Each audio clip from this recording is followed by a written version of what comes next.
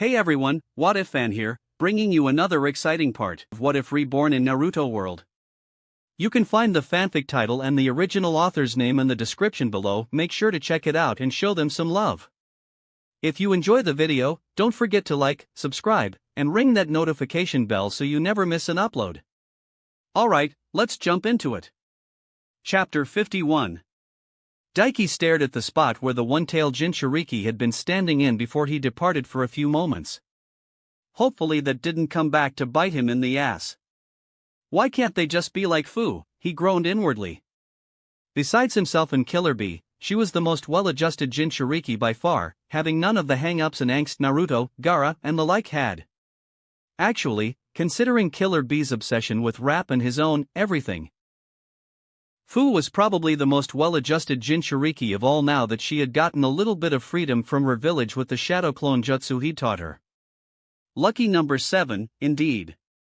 Isabu piped in, how envious, to have a host that isn't a complete basket case. While I get stuck with you.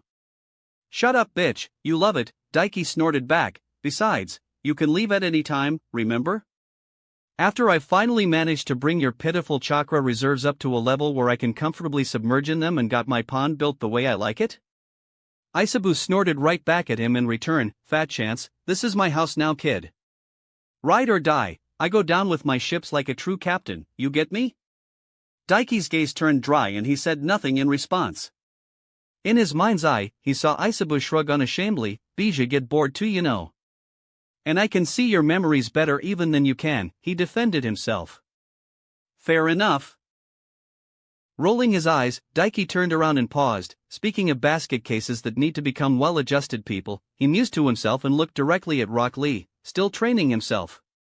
With his eyesight he could see the way his body shook, how sweat formed in his pores and dripped out from his face onto the tiled floor of the hospital, and how his arm and leg, both in a thick casting while they healed from being crushed by Gaara's sand, trembled with pain. He should leave. He should walk away and leave the idiot that couldn't take a moment to rub two brain cells together even after being given advice to save his life and spare himself a useless, fruitless fight. But you won't.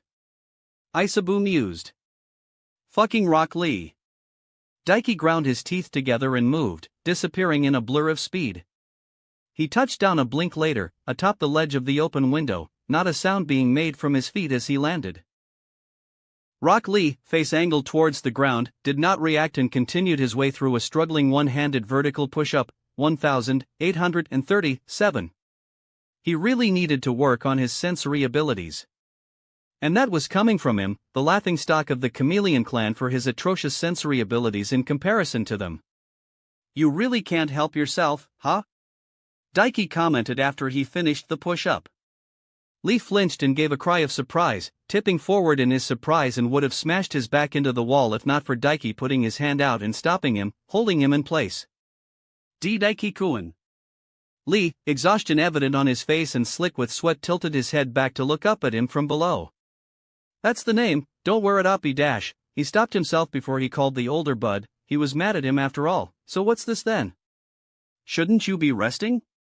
I cannot. Lee shook his head, the longer I lay around, the further behind I fall. Daiki shook his head, this would just make things worse, you can't train your other side after all, you'll be lopsided, he pointed out, not that it matters, your career as a shinobi is over.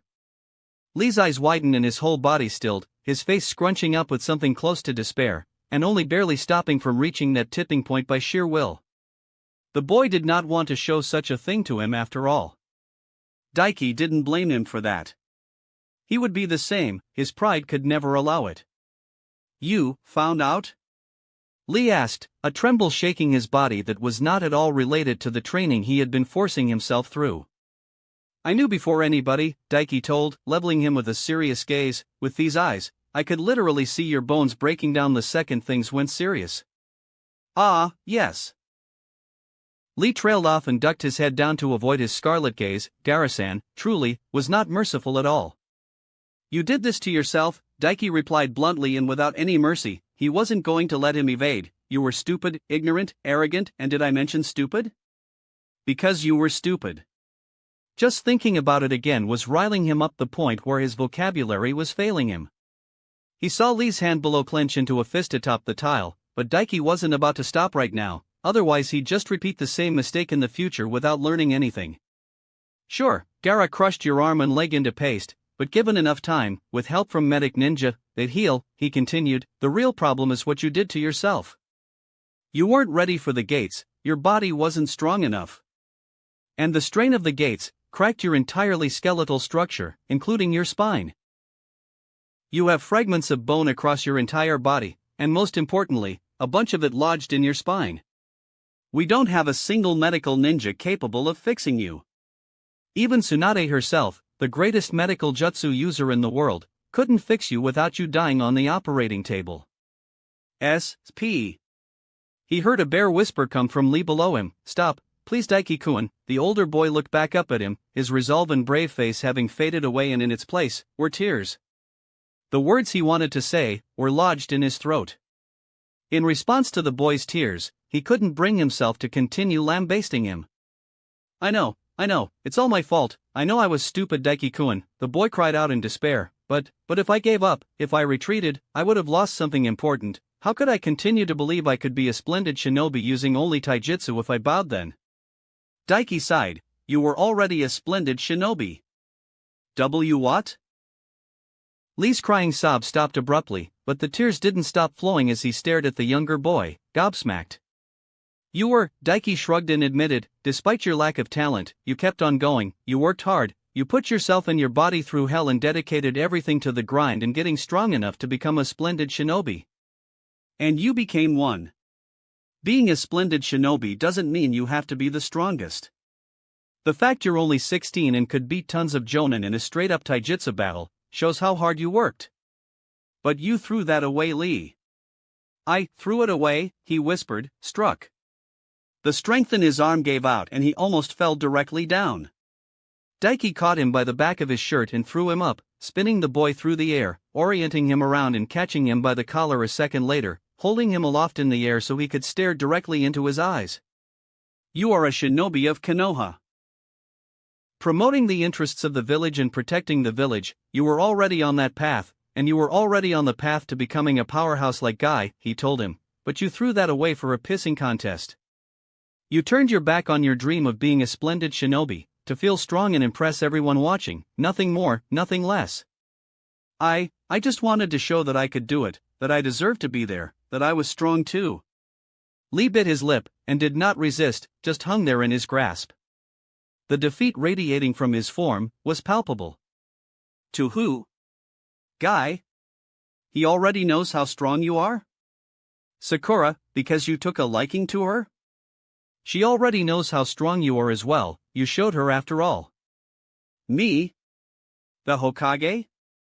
No, we both know you deserve to be there, Daiki replied, eyes narrowing. No, it was about Nanas. Well, maybe a bit of you wanting to show off to Sakura. I mean, who doesn't like to show off for the girls? No, in the end, you did it all to show off to Niji, your big-time rival. You wanted validation from him. He got right to the true meat of the issue. Lee said nothing, but the way his face scrunched up and he looked away, told him all he needed to hear. You wanted to prove that hard work can surpass a genius' innate talent. The problem being, you seem to be under the impression that these genius don't work hard too, he told him straight up. I respect your dedication to the grind, Lee. Nobody in this village gets it like you and Guy do. But do you think you're the only ones that work hard? Do you think you're the only ones that suffer with not being talented at everything? Here's a newsflash for you, Lee, you're not. But you overcame that, at least physically. Suffering and disappointment aren't enough, Lee.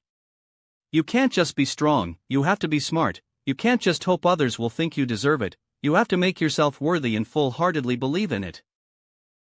But all you could think about in that moment, even though your future was as vast and as wide as the planet itself, was proving a point to a jackass that believes in nothing but an arbitrary predestined fate and put everything, your life, your effort, your dreams, the bitter tears you cried and used as motivation, on the line.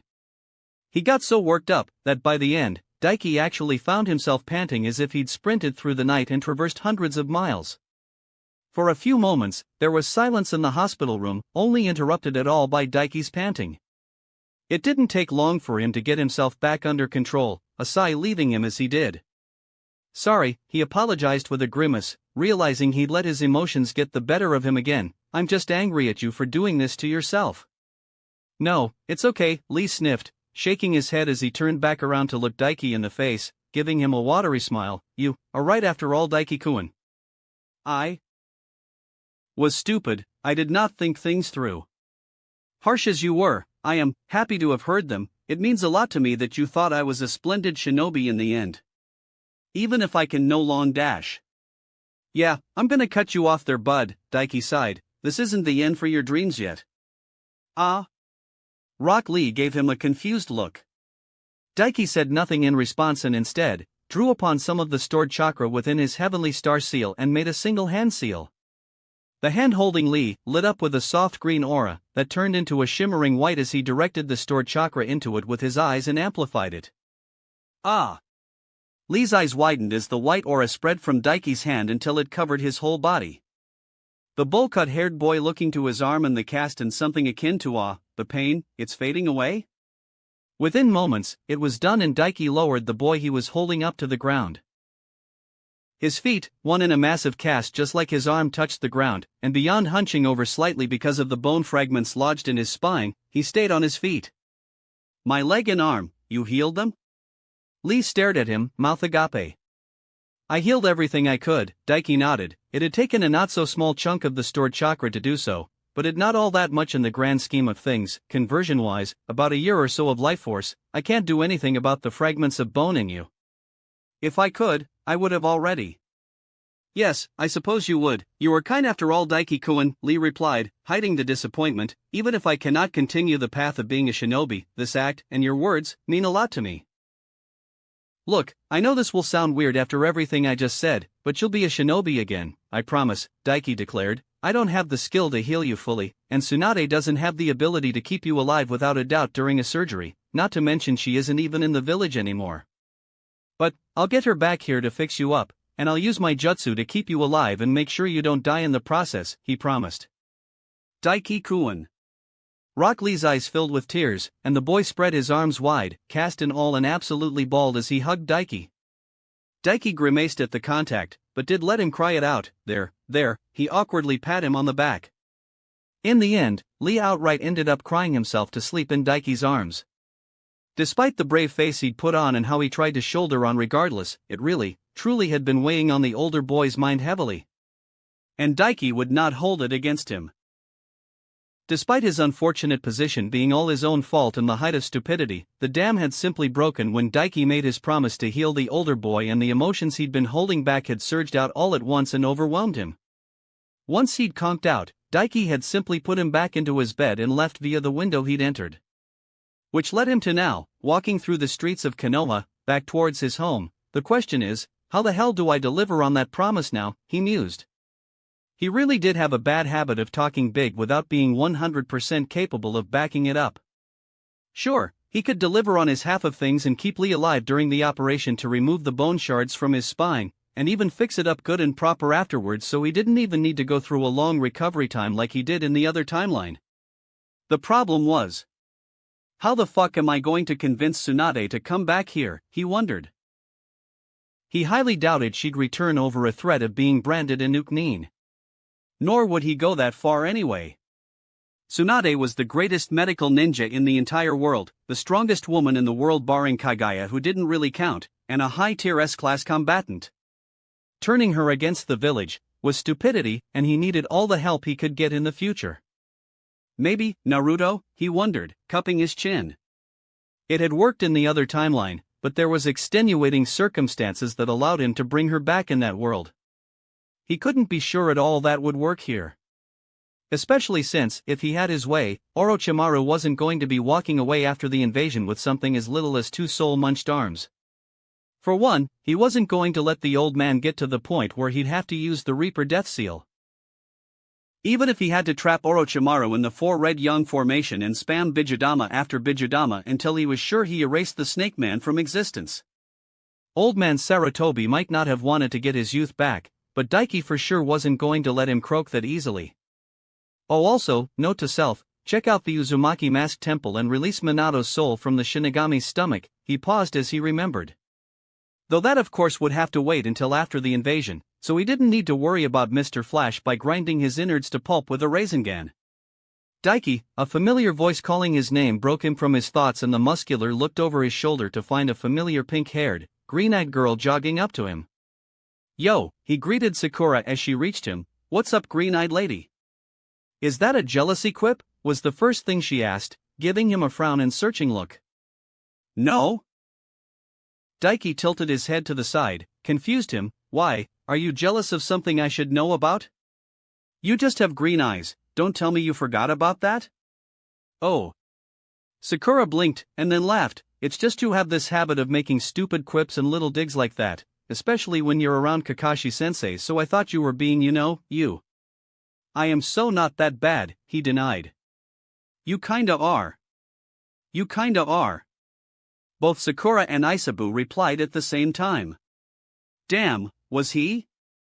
He coughed. "Fine, whatever, I wasn't doing it now though," he waved it off. "So, what's up?" "I should be asking you that." Sakura rolled those emerald greens of hers. "I've not seen you since the end of the preliminaries.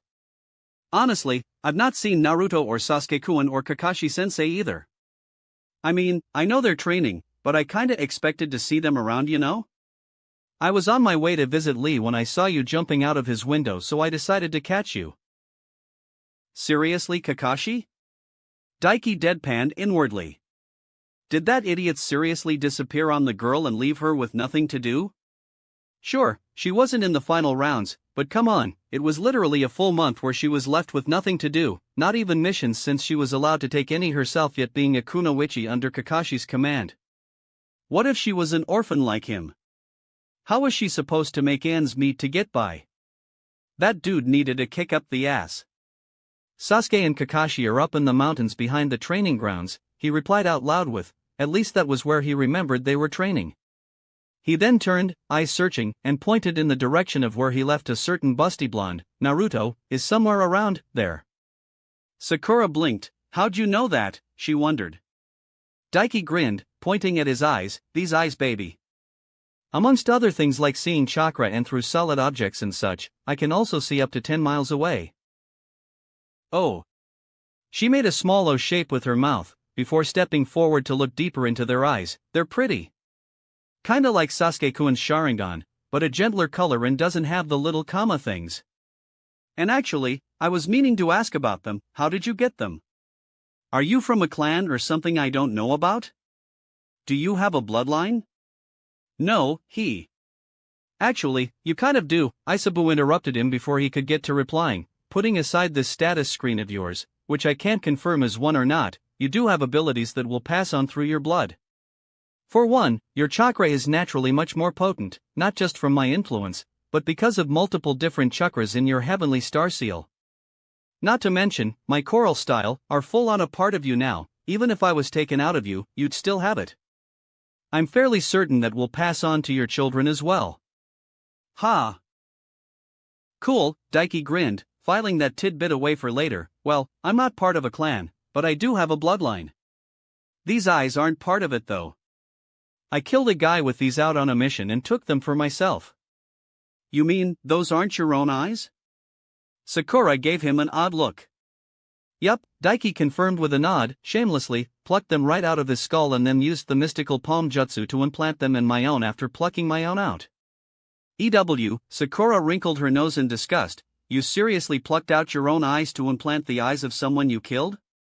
"I mean, when you say it like that, you make it sound like a bad thing," Daiki pointed out, before adding, "Besides, I don't see you saying anything about Kakashi running around with another dude's Sharingan in one of his eye sockets. Kakashi-sensei doesn't brag about murdering someone and stealing their eyes." Sakura deadpanned back. "What can I say, I'm just built different from that scrub." Daiki gave her a shit-eating grin. "Besides, it was hardly murder. He was part of a duo that was enslaving and murdering civilians for kicks." Saying it like that and telling himself that helped him sleep better at night. Not that he actually needed all that much sleep now. But still. "It's still gross though." Sakura shook her head. "Anyway, now that you brought it up again, I was wondering if you could maybe give me some pointers on learning the mystical palm jutsu?" Right, she had shown an interest in it, hadn't she? Sure, Daiki shrugged. The quicker he got her started on things, the stronger she'd become in the future. It'll have to be now though. I'm heading out for a mission first thing tomorrow morning. Okay, that should be. Sakura began replying only to pause. A mission? Now. With the third round coming up? Where to? Yup, and the Mist Village. Daiki nodded, confirming. The Mist Village, now? Why are they sending a genin there? And will you even be back in time? Sakura gaped at him. He noticed quite a few people stopping to stare because of how loud her voice got there, so he put his hand on her shoulder. Let's take this somewhere a bit more private. All right. Sakura agreed and he made a single hand sign, before disappearing in a blur with a body flicker, taking the girl along with him. They appeared not long later, at his home away from home. The origin and birthplace of the one true grind. Training Ground 69. The body flicker sure is handy, Sakura mused. Do you think you could teach me it as well? Shouldn't be too hard, Daiki shrugged, though it won't be much help in a fight for you. Without the Sharingan or reflexes the Yandame Hokage, the tunnel vision will be killer. Still, it's pretty good for getting around, Sakura hummed and followed him into the training ground. She paused though at the sign designating the training ground number, you know. Now that I know what you're like, I'm not at all surprised you chose this training ground. She looked over her shoulder at him to give him a deadpan look. He smirked and looked down, staring blatantly at her ass stretching out those skin-tight spats of hers. Sakura snorted and gave him a dry look. Yeah, that's about right, she nodded, and continued on, making her way into the actual training ground. This time though, there was a definite wiggle in her walk. So, what's the deal with your mission? Why'd you have to bring me here to talk about it? Peeling his eyes off of her ass, Daiki shrugged. Well, we needed to come to a training ground anyway for me to teach you, he replied. That is unless you want to use the training spot I have at my place. Sakura snorted. No, I know better than to go home with you. She turned to him. I get a feeling there would be a whole lot less training going on there. Not really, he shrugged. I might push things a bit, but you already know I'm not gonna force anything. Sakura grinned at him. Who said anything about you forcing it? She teased, making him blink at the implications. So, mission? I'll be gone for at least a week, maybe 2, Daiki shrugged. I'm heading there to open up talks about the hidden Mist Village allying with us. You what? Sakura goggled. Why are they sending you? You're just a genin. Sure, in a completely different league from the rest of us genin, but shouldn't the higher-up be doing this kind of thing? I am a higher-up, Daiki shrugged, feeling no need to hide it. I mean, it was already pretty blatant I'm just in the Chunin exams for us to show off, right? You did mention something like that. Sakura's brows furrowed. So does that mean you've already been picked to be promoted to Chunin after the exams? Jonin actually, he corrected her. Her eyes widened. A Jonin, like Kakashi-sensei, she gasped. Something like that, Daiki confirmed with a nod, not to mention, I'm next in line to be Hokage. Sakura blinked, before bursting out laughing. Ha ha ha, great peals of amusement erupted from her lips, and lasted a good 20 or so seconds, before she managed to manage it down to just some small chuckles, wiping a tear of amusement from my, oh, that was a good one. You as Hokage. In response, Daiki said nothing, merely smiling at her, not at all bothered. Slowly, the grin on her lips dropped and her eyes widened as realization set in. As always, she was quick on the uptake and his lack of reply said more than enough to her. Oh God, you weren't kidding, she gaped, staring at him in almost horror. You, as the Hokage, how? Chapter 52. Should I be insulted that nobody believes me at first when I tell them this? Daiki wondered. Tenten, Naruto, and now Sakura. Sure, they were all of his generation and were pretty ignorant of how things actually worked unlike him, but still. Well, Sakura caught on quickly to it not being a lie at least. Because I'm strong, and that's the main requirement of being Hokage, Daiki shrugged. While not as strong as Kakashi even when using the seal I got from Orochimaru and improved upon to make it better. I got another power, that makes me the strongest guy in this village besides the Hokage himself. Another power? Sakura trailed off, before her eyes lit up suddenly. Is it something to do with the hero water? You drank that before when we went to the waterfall village and you powered up massively from it for a bit and absolutely crushed that guy that took me hostage. Can you use that on the fly or something now? No, good try though, Daiki laughed. It's something that needs to be kept secret for now, Hokage's law and all, and it's not really my power so much as a power I can borrow. And that's who I've been with for the last while. Actually, I was getting personal training from the old man. Training with the Hokage himself, huh? That must have been amazing, Sakura gasped in awe, before swallowing and shaking her head. But you as the Hokage, huh? I can only imagine the kind of stupid laws you would pass. Hee, Daiki thumbed his nose. The first one I'm passing is that all hot kunoichi, like you for instance, are required to wear tiny mini skirts, he proclaimed proudly, punching his fist into the air grandly. Of course it is. Sakura gave him a dry look. Better get shopping for some nice mini skirts for the future, he taunted her with a laugh. Sakura in return merely shrugged. I'm good, I already own plenty. Daiki crossed his arms and raised an eyebrow at her challengingly. But are they pleated? More than half of them, Sakura shrugged, and then laughed lightly, really not hiding your tastes at all here. Good girl, being prepared and ahead of the game, that's a true kunoichi right there. Daiki praised her.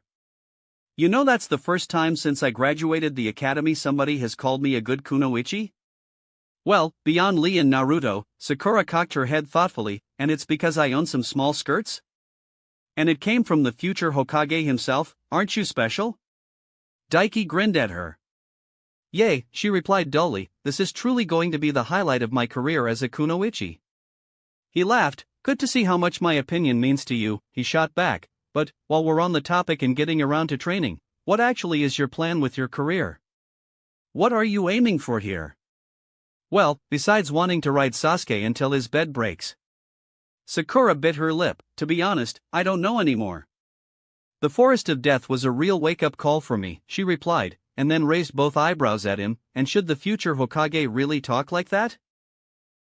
Besides, you already know, I decided to let that go. I've already learned how shallow my feelings were. Fair enough, there's plenty of time to think of what you want to aim for. To be honest, it doesn't even have to be anything grand. You can just want to be a strong while-learning kunoichi and live a good life, Daiki replied, nodding his head. And I can stop if you want, I'm just having a laugh, he offered. No, it's alright, she huffed a bit through her nose, a small half-smile splaying across her face. I've gotten used to it now, and I kind of like how upfront and honest you are about everything. It's a far cry from Naruto just telling me what I want to hear and Sasuke barely ever opening his mouth when I talk to him. Well, fair enough. He could see how that would be a refreshing change of pace.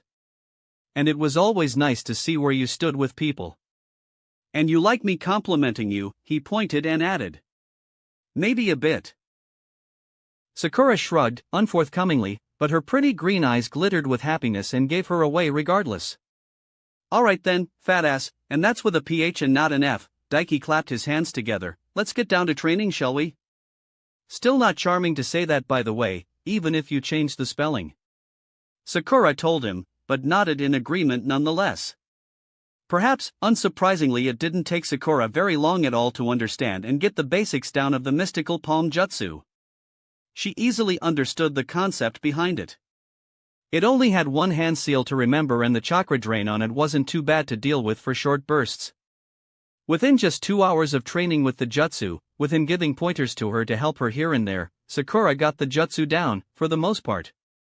She had trouble keeping the chakra transformation consistent, but was able to do it properly, the exact opposite of the problem Tenten had. Then again, Tenten hadn't been told about how the image of the jutsu in her mind and shaping it was important, and Sakura had him to tell her it straight up instead of just having to piece things together from a scroll.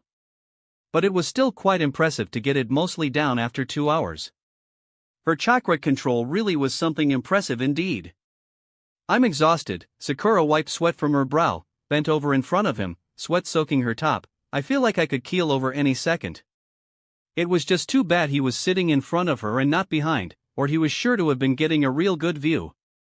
As it was, he was sitting cross-legged on the ground with a scroll open and an ink brush in hand. He was in the process of writing down the instructions for the body flicker jutsu, since he had long since realized she wouldn't have enough chakra to continue training to get it down as well. The Shinkigen was handy like that. You gotta work on that stamina, you've only been going a couple hours. Daiki rolled his eyes, finishing up what he was writing with a little flourish and sealing the ink brush away. Tut tut, what would your dear Sasuke-kun think about that? The pink-haired girl huffed deeply and rolled her eyes. I don't think he's ever considered how my stamina would apply in the bedroom, she retorted. I think you're just projecting, she added and with a deep breath, stood up fully and tugged on the collar of her dress to air it out a bit. Oh, I guess so, fair enough, Daiki nodded, rolling up the scroll and standing up, grinning at her. In that case, you should really work on that stamina, this is for the good of your future Hokage after all. Sorry Hokage-sama sir, I'll be sure to work on my lacking stamina, sir. Sakura snorted, giving him a mock salute. Good soldier, Daiki nodded, pleased. It'd be a shame if a lady with an ass like yours didn't have the stamina to use it properly after all, he added, holding the scroll out to her. She blinked, taking it. What's this? She asked, easily ignoring his comment about her ass. Since you're too drained of chakra to continue and I'll be out of the village come tomorrow, I wrote the instructions down for the body flicker, Daiki replied as she took it. It's pretty simple, you should be able to get it down even without me coaching you with this, you're pretty talented after all and smart enough to understand it easily. Oh, thanks, the pink-haired girl smiled at his compliment, before her green eyes gleamed with mischief, and, about my stamina. You're the one always going on about how big and fat my ass is, have you considered that it's making me waste stamina quicker cause it weighs me down? He blinked, before laughing at her reply. I didn't actually, good point, he agreed with her, that's a whole lot of ass. Still doesn't mean you can be content with pitiful stamina though, if you want though, I know a good training method for increasing the stamina of girls with asses like yours. Aha! Sakura nodded, and let me guess it involves a whole lot of me bouncing and probably moaning. Squealing actually, he corrected her, and your ass cheeks clapping. Sounds about right with you, she shook her head, before blinking. Wait, how do ass cheeks clap? She asked, looking confused. Poor Sakura, for all your intelligence and knowledge, you clearly don't know about the true important things in life. Daiki clicked his tongue and shook his head. I suppose, I can take more time out of my busy schedule to teach you though. Sakura nodded, I'll ask Ino. Wait, what? You're talking to her again? Did you make up? Daiki wondered. In the other timeline, they only really made up after fighting in the prelims. That didn't happen here. A bit after the forest, Sakura shrugged, but since I'm not going after Sasuke-kun anymore, there's really no point to continuing the rivalry over him with her anymore. Fair enough, Daiki nodded, though, just because you're not doing it anymore doesn't mean her chances are going to improve. Sucks to be her. Sakura shrugged with a smirk. She glanced at the scroll in her hands, before the smirk left suddenly and was replaced by a frown. Which reminds me, she said, and looked him in the eye, if you want, you can get rid of the force palm seal you let me use. It meant a lot you let me use it, and it really helped me a ton, but I know it isn't mine or anything like that. Oh right. He'd forgotten that he had given her that, hadn't he? Keep it, he waved her off, just remember to work on toughening up your arms so you can endure it more. A pretty smile replaced the frown just as quickly as it had appeared. What do you think I've been doing all this month in the first place? It wasn't like Kakashi-sensei left me with anything else to do, Sakura replied, before surprising him by stepping forward and pressing a quick kiss to his cheek. Still, thank you, I mean. This seal actually kind of means a lot to me, it was kind of the origin point for me, you know? Of me getting my head screwed on straight about what being a kunoichi really means, she said as she pulled back, cheeks flushing a light pink. Don't mention it, Daiki just smiled back at her, I'm glad it helped you out, and he was. He was pretty proud of his first seal and its applications in combat and still used it even now quite often. But he wasn't sure if he'd fucked some things up that were important, especially intervening as he had in the Forest of Death. The fact his seal that he gave to Sakura had smoothed it over and even gave better results, was totally worth giving her it. They stayed there like that, staring into each other's eyes. 10 seconds passed. Then 30. Before long a minute had passed and Sakura's eye twitched. Oh come on, what are you waiting for? She growled at him. What? Daiki blinked, confused. Seriously? Aren't you gonna squeeze my ass or spank me like you always do when we're heading different ways? Sakura gave him a dry look. I thought it was pretty obvious we were more or less done and splitting off here for tonight. What with your mission tomorrow and all? There was a bit of a spring in Sakura's step as she made her way home after parting ways with Daiki. And a sting across her ass from where he'd spanked her. She was in a good mood. She'd learned a lot over the last hours. Some useful, some kind of crazy, but all in all, she was quite happy with how things had went. She had no idea why she had been so forward with Daiki. She hadn't changed her opinion, she didn't have any interest in just sleeping around even if she was really grateful to him, and he was really hot, and those muscles were drool-worthy. But she couldn't deny, she enjoyed his attention, and his compliments made her puff her meager chest out with pride. Her fat ass had always been one of the things she'd been most self-conscious about, especially because Ino always used it against her when they insulted each other. Nowadays, she was quite pleased with it. All thanks to Daiki. I have no idea what I'm doing here. Sakura realized, but it was fun at least. Honestly, after Sakura left to head home, Daiki was just pure on bemused. Her attitude right then was a far cry what she was like in the other timeline when it came to perverted actions. Any perverted action around her there ended up with her fist turning concrete to powder or bones. Poor Naruto, he'd lost count of how many times her fist had smashed his head into the ground with bone-breaking force. Then again, she had tried that with him initially, he just wasn't kind enough to let her do it. Like, he wasn't really going to complain, but it was still a massive turnaround from what her other self was like. Had their talk during the second route really impacted her that much? He stared after the older pink-haired girl's form until she disappeared from good old trusty training ground 69, before deciding to put it and her out of mind for the moment and disappearing with a blur of motion using the body flicker. He headed straight home to his house, reaching his destination in less than a minute. He was half expecting Anko to still be around given his offer to let her chill at his place while he was training with the old man Hokage. Daiki was somewhat relieved she wasn't there, though he found with a quick sweep of his eyes, his all-seeing scarlet eye allowing him to easily see through every wall in the building. Fun and sexy as Anko was, Daiki had been keeping it suppressed all day, ever since he met with Naruto and helped him get a basic understanding of his abilities as a Jinchuriki, but inspiration had struck him. A new possible way to augment his grind had appeared before him, and now that he was home, he could truly ponder on it. He made his way to his living room and collapsed on his sofa, staring right up at the ceiling, before speaking aloud. "What do you think?" he asked aloud. "It has merit, I won't lie," Isabu replied. "The problem is you'll need to design an all-new seal to do it, though admittedly with your other seals you've already laid out the groundwork. That, and you need to be careful not to overdo it. If you do, it will make your chakra fluctuate a lot like his, though not to the same extent, and make your chakra harder to control." His idea was simple. Copy Naruto. Not specifically anything he was actually doing himself, but rather what they'd discovered earlier today while inside his seal. The pure yang chakra that made up the half of Kurama inside Naruto, making it so the abundance of chakra seeping into him was pure yang, and to his understanding, was obviously not only enhancing the quality of his physical growth, but to an extent, allowing his physical capabilities to grow passively. It was not some truly massive amount. But say for example, that passive growth added a single pound of lifting strength per day? It was a tiny minuscule amount per day, but over time added up massively. Using that 1 pound example, Naruto as he was now, at almost 14 years old, would have been capable of lifting over 2 tons without ever having to have trained a day in his life.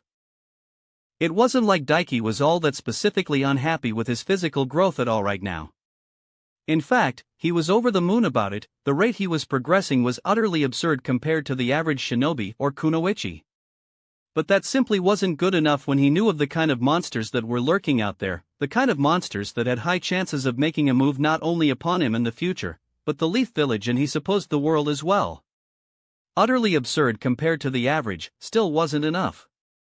People joked all the time on versus threads and shit back home, people pulling out there as how Naruto characters were super weak and couldn't do anything to the likes of Dragon Ball Z characters, and people going on and on about how Kishimoto claimed Madara was only as strong as Nappa.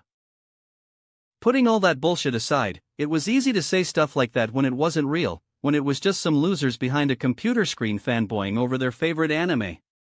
But when that reality became real? Daiki wondered what they'd have to say to the fact that Madara could literally create massive meteors, or if a single one came down and hit the planet of his old world, the planet would have become inhabitable and all of humanity would most likely have been wiped out. Or the fact the man could literally pause time with his eyes, or rewind time with his eyes. And that was only his base Manjikyu Sharingan abilities. Daiki wasn't even sure how he was going to counter that in the future. How did one counter the ability to freeze or rewind time? But that was a problem for future Daiki to solve. He, the Daiki of the present, could only do everything he could upon the path of the grind and squeeze every last drop of grind-enhanced strength out where he could. Putting that horrible thought aside for the moment, Isabu coughed, as far as Naruto's growth goes, you're mostly correct. Though given his strength right now and the subpar training he has gone through, even if not his own fault, I'd wager your analogy is a bit off. Strength-wise alone, I'd say if using you as a basis, I'd say roughly 3 to 5 times your estimate. Well, it was just an example. Daiki shrugged, banishing the thoughts of Madara once more to the deepest parts of his psyche where he would do his best not to think on the man again for quite a while. He had to let loose a whistle despite himself. So with no training at all, Naruto would have been capable of lifting between 6 and 10 tons, huh? That wasn't too shabby at all. It didn't compare of course to him right now, since he was literally wearing 30 tons per limb right now and was actually having an easy time moving around with them and would need to upgrade them soon, but still, a passive growth like that would be lovely. But the true kicker was the enhanced physical growth from the overabundance of yang chakra. It would increase the rate of his growth by a decent margin. Which would be amazing. It would speed up your timetable a little bit for sure, and would offset the fact that you're going to end up Hokage at the rate you're going and be doing paperwork a lot, Isabu teased. Admittedly, the stronger you become physically and the more potent your chakra, the greater our Bijou mode will be. Well yeah, obviously, since their physical abilities would be combined at that point more or less. Not just physical abilities, our chakra as well, Isabu replied. Remember we Bijou are masses of sentient chakra given form, our physical abilities come from our chakra, not muscles like you humans. It is why I said before that technically yes in pure power and physical ability, Kurama is the strongest of we Bijou by far, because his amount of chakra even in his current state dwarfs the rest of us. Ha! That was actually a little different than he thought about it. He thought it would basically just be his physical abilities and Isabu's own combined, because he was thinking of it like how his strength worked and assumed the Bijou's massive strength and other physical abilities came from their absurd size. But if it was merely because of their chakra then? Yes, no matter what size we are, as long as we have full access to our chakra our strength, speed and such will remain the same. The only thing our size adds in that sense is the sheer scale and weight behind our physical abilities, Isabu explained. This also means that even should the day come where you vastly surpass my abilities as Hashirama and Madara did to even Kurama, the Bijou mode you will have access to with me will forever increase in power with each little bit of physical strength and chakra you gain. Ha! That was amazing. And it explained a lot. For instance, Kurama. Kurama was monstrously strong no doubt. But the speed he and Naruto moved at during the Fourth War in the other timeline, at first he hadn't thought Kurama capable of such a thing, especially in a half-state. But Naruto, who had more chakra than the likes of Kisame at that point by far, adding his chakra to the Bijou mode and their combined might looking more like Kurama's chakra plus Naruto's physical abilities equals Bijou mode output. It made a lot more sense. That first Bijou mode was probably a decent bit stronger than Kurama's own natural full strength before he was halved. The same as my estimates, yes. Isabu agreed. Whoa, wait a minute. Daiki quickly sat up, eyes widening as something clicked. At the beginning of the Fourth War, Naruto and that half of Kurama together had comparable chakra to Hashirama. But through that war, Naruto's grew massively to the point where he was nearly comparable with Hashirama chakra-wise on his own. It was absurd to think about, but true and made some sense. Kurama was constantly regenerating Naruto's own chakra and supplanting it with his own at a constant pace. While Naruto himself had thousands of shadow clones spread across multiple battlefields, and was transferring his and Kurama's chakra in the form of Bijou cloaks to tens of thousands of people. Handling not only his own capacity, but Kurama's at the same time and constantly using it up over and over and over. It was no wonder his chakra capacity grew so massively. But beyond that, it meant that Naruto and Kurama's Bijou mode was continuously evolving and growing stronger through the course of the Fourth War at a rapid rate, and then they added Sage mode on top of that. And yet Madara beat them with ease, without his eyes, alongside the other 8 of you and Gaara. Daiki said aloud, once more that monstrous beast of a shinobi rising to the forefront of the topic. What an absolute monster of a unit that fucker was. Every time he thought there was nothing more mind-blowing he could think about when it came to that guy, there was always more. Fuck that guy, man. Gritting his teeth, Daiki shook his head and banished Madara from his mind and moved on. Assuming we win in the end, doesn't that mean that with the passive growth of the young chakra and the constant chakra growth I go through thanks to you and my heavenly star seal, he began, that since my life force is ever increasing, that we'll just continue to passively get stronger for all eternity? More or less, yes. Aisabu nodded. With that, he would become so in tune with the grind, that the grind would passively enhance him for all time. It always comes back to the grind with you, huh? Aisabu snorted. Yes. But among those thoughts, then the greater Aisabu's own chakra was, the greater the increase he would passively attain as well. Which meant that, soon he would have to pay a visit not only to the dragon vein, but the mine containing the source for the stone of Jelal. With that, their combined bijou mode would jump massively in power and then increase the rate at which his own chakra grew as well, increasing the rate once more at which their bijou mode's power passively grew. If only there was a way though beyond that to increase Aisabu's chakra even more. Well, there was the dumb demon in the land of swamps he had to go beat the shit out of and steal the army of, but that would be minor compared to the dragon vein and mine of Jelal. Speaking of chakra, I think you've reached the point now where you can safely increase the amount of shadow clones you use during training. Aisabu piped up, breaking his thought process. He grinned, so jump from 200 to 300 now? That's not a jump, it's a leap, Aisabu snorted, but I suppose it should be fine. Perfect. Then while I do that, I'll get working on making a seal to convert chakra into pure yang chakra. He bounced up off the couch and clapped his hands excitedly. I'll add it to the heavenly star seal actually, and the pure yang will then be offset by your chakra filtering into my own, and then I won't need to worry about my balance of chakra fluctuating too much. What about sleeping for your mission tomorrow? Aisabu huffed in amusement. Sleep is for weaklings that don't believe in the grind. Daiki merely laughed. He didn't really need much sleep anyway and could go entire days without it easily. Admittedly, the mission tomorrow was important though. He paused. I'll get a few hours in later, there's still a good 8 hours before I need to set off for the mission anyway. So much could be done in 8 hours after all. Chapter 53. From 200 to 300 Shadow Clones. 8 hours. With 300 Shadow Clones training their grind-loving hearts out, those 8 hours actually became more akin to 2400 hours. Which in total equaled roughly 100 days. Nearly a third of a year of training being put into a single night. It was simply absurd how busted the shadow clone technique was in the hands of one like Daiki or Naruto, Jinchurikis with massive amounts of chakra and the healing ability to handle the absurd influx of information one gained from such a training method. The yang conversion seal was a simple matter. He had, after all, created a seal previously to convert the star chakra contained within his heavenly star seal into safe usable chakra to enhance himself with. It was a simple matter of just altering the conversion seal to only convert half of the original makeup and filter it into his own chakra system and body. He didn't even need any of his clones for it. Beyond one to apply the seal to himself. That left the newly spawned 300 clones to work all night on what he wanted. And he decided simply on taking care of something he should have done a long time ago. Learning both the Chidori and the Rasengan. As he knew the exact training method and ways to mastery for them, and even a shortcut to skip the initial complexities of the Rasengan. It was merely 2 hours before he had the Chidori down pat, alongside being able to form a Rasengan with a clone. With 300 clones then working on the jutsu after the Chidori was completed, and the shortcut to enhance his training, it was all too easy to pick up the intricacies of the pure, mastered Rasengan. Over the course of another 2 hours. Which with his shadow clones was more akin to 600 hours, roughly 25 days. Such was the grandness and sheer complication of a jutsu that was the Rasengan.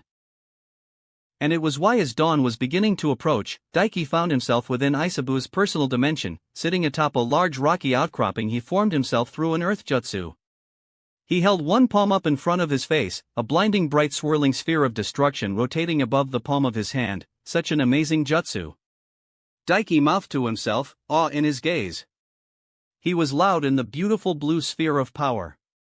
With his eyes, he could track the many, many different rotating threads of chakra that made up the spiraling sphere. Or at least a fraction of them. With the all-seeing scarlet eye, Daiki could make out tens of thousands of different chakra rotations within the sphere before it simply became too much and he completely lost count. But in total, the sheer amount completely dwarfed just a mere tens of thousands. And that was where his awe came from. How did Minato Namikaze create such a jutsu? The only reason Daiki was able to recreate the jutsu himself was because he knew the exact training method from his knowledge of the other timeline. But the idea of starting at the base and coming up with a jutsu like this? Boggled his mind. Just from learning and watching the ways the chakra rotated within his palm within his eyes, massively deepened his understanding of chakra. The Yondaime Hokage truly was a genius. Which makes me wonder how he never managed to take it to the next step. Daiki thought, at the exact moment a screeching chime-like noise grated upon his ears. He looked up from the Rasengan just in time to watch one of his clones miles off in the distance plunge down towards the ground, blinding rotating shuriken of wind chakra churning with his palm before he slammed it into the ground. And it erupted into a gargantuan massive dome of grinding chakra and piercing minuscule microscopic wind blades that tore the area asunder, devastating multiples acres of ground within the dimension and leaving a crater a good 50 feet deep within the earth. The wind style, Rasen Shuriken. In contrast to the Rasengan itself. The wind style, Rasengan and the wind style, Rasen Shuriken were wholly easy to get down. Admittedly he needed clones to use them and it was beyond him as he was currently to figure out how to use them with one hand and no clones, beyond perhaps chakra arms like Naruto did in the other timeline. But even then it boggled him that Minato could create a technique such as the Rasengan, but overlook something as simple as using clones to help form the enhanced versions. Was he just the type that was completely galaxy-brained and simple solutions never occurred to him? Daiki wondered idly, staring at the beautiful devastation wrought by the S-Class Wind Ninjutsu. His first S-Class Jutsu. Technically, the Bijudama was an S-Class Jutsu for sure. And his combination of the twin Black Dragon Blizzard and Lightning style was so destructive it could be classified as an S-Class Jutsu as well. But that was two jutsu in one and the Bijudama technically didn't count as a ninjutsu. So yes, this was his first S-Class ninjutsu. Yet, amazing as it was, and awesome as it would be as a trump card. He was vastly more excited to have the Rasengan itself now that he understood just how absurdly complicated it was. After all, it was the next step for him he decided when it came to enhancing his chakra control grind. The next step of the agenda was making 2 Rasengans. And then it was mini Rasengans atop his fingertips. And he would push that as chakra control training every day until he could create 10 of them on every single fingertip. And then he would do it while using the tree walking exercise. And then water walking.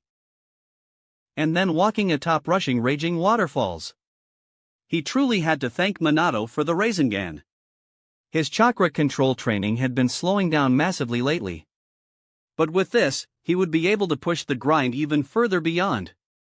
Just looking at the gains he'd made from tonight from learning the Rasengan made giddy. He pulled up his status to look it over, a grin on his face as he saw the gains he'd grinded through the night reflected back at him. Name, Daiki Uriai.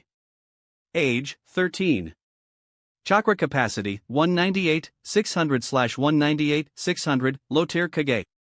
Strength, 205/. Endurance, 293/. Durability, 207/. Agility, 205/. Taijutsu, 262/500. Ninjutsu, 400/500. Genjutsu, 107/500. Bokijutsu, 184/500. Chakra control, 350/500. Chakra affinities. Lightning, expert the heavens spark. Water, expert the sea parts before you. Wind, master the gale bows. Earth, adept the earth shakes. Fire, novice simmering power. Fuinjutsu, advanced the breath hitches. His chakra control had risen over 20 in the last night thanks to the Rasengan. And through the Chidori, Rasengan, Wind Style, Rasengan and Wind Style, Rasen Shuriken his ninjutsu stat had hit 400. 400. It was his highest skill stat by far now. He wondered just how high was old man Saratobi's for him to be able to recreate jutsu like the Rasengan and Chidori from just a glance? He couldn't even imagine that kind of ability right now without the Shinkigan. He had to have been at like 500 or near that, right? Or was he somehow beyond that? It wouldn't surprise him. That old monkey was a monster. And speaking of that old monkey, Daiki sighed, waving away his status screen and dispelling the Rasengan in his hand as he stood up. It's almost time to go meet him and Anko to start the mission, huh? He mused. That was disappointing. He'd hit an all-new milestone in his grind and wanted to pursue even further. Even the fact he'd have a mission all alone with Anko playing honeypot for him to stop any ideas going to his head for wanting to leave for Miss to bed Mei Terumi couldn't change that. Anko was a stacked babe. And Mei Terumi was no doubt going to be sex on legs. But the grind was eternal. And he already so many ideas raging around his head. Like for instance, what would a lightning Rasengan be? Lightning was all about shocking and piercing a target. So, a drill maybe? He had a flash of an imagine in head, of a black and red drill-like blade, a spiraling red hurricane of energy forming around it before being unleashed in a devastating churning beam of destruction that pierced through all and wiped out everything in its path. EA and Enuma Elish. Could he something like that with a mastered lightning-style Rasengan? If the absurd amount of destruction between Chidori and Rasengan clashing was anything to go by, the absurd destruction wrought by such a thing might be comparable. Or what about that Niga Naruto Menma with his absurd evil version of the Rasen Shuriken, the spiraling fear wheel that could destroy over 70 miles of land in one shot? So many ideas he wanted to experiment with. You'll have time for that later. You have enough on your plate between that seal you're trying to create, Isabu input, not to mention, you haven't even mastered your lightning affinity yet. You don't even know how, you only have the instructions so far for the fire and earth affinity training. Well, he wasn't wrong. He supposed he could look into the fire-style Rasengan first once he got done with them. Or the Meteor Rasengan as it was actually called in the games. Jiraiya had an interesting way of doing it to get around the adding fire element chakra to it. Still, as always, it was kind of pitifully sad that at this rate, the element he'd master last was his actual inborn affinity of lightning. Well, whatever. Daiki stretched out his arms for a moment, before speaking. Senpo, he said, drawing on Isabu's chakra. And a moment later he returned to the backyard of his sweet bachelor pad. Guess I'll go for a shower and get something to eat before I go to meet Anko and the old man, he mused. He made a quick shadow clone and dispelled it a moment later, spreading his new thoughts to all his other clones, before doing just that. It was as he hopped into the shower, the water kept nice and cool to wash away any tiredness and revitalize him, that Isabu spoke up again. I've been keeping track of something for the past few hours since you added that new yang conversion seal, the three-tailed beast suddenly brought up. Standing under the cold spray of the shower, Daiki hummed in askance. He prompted.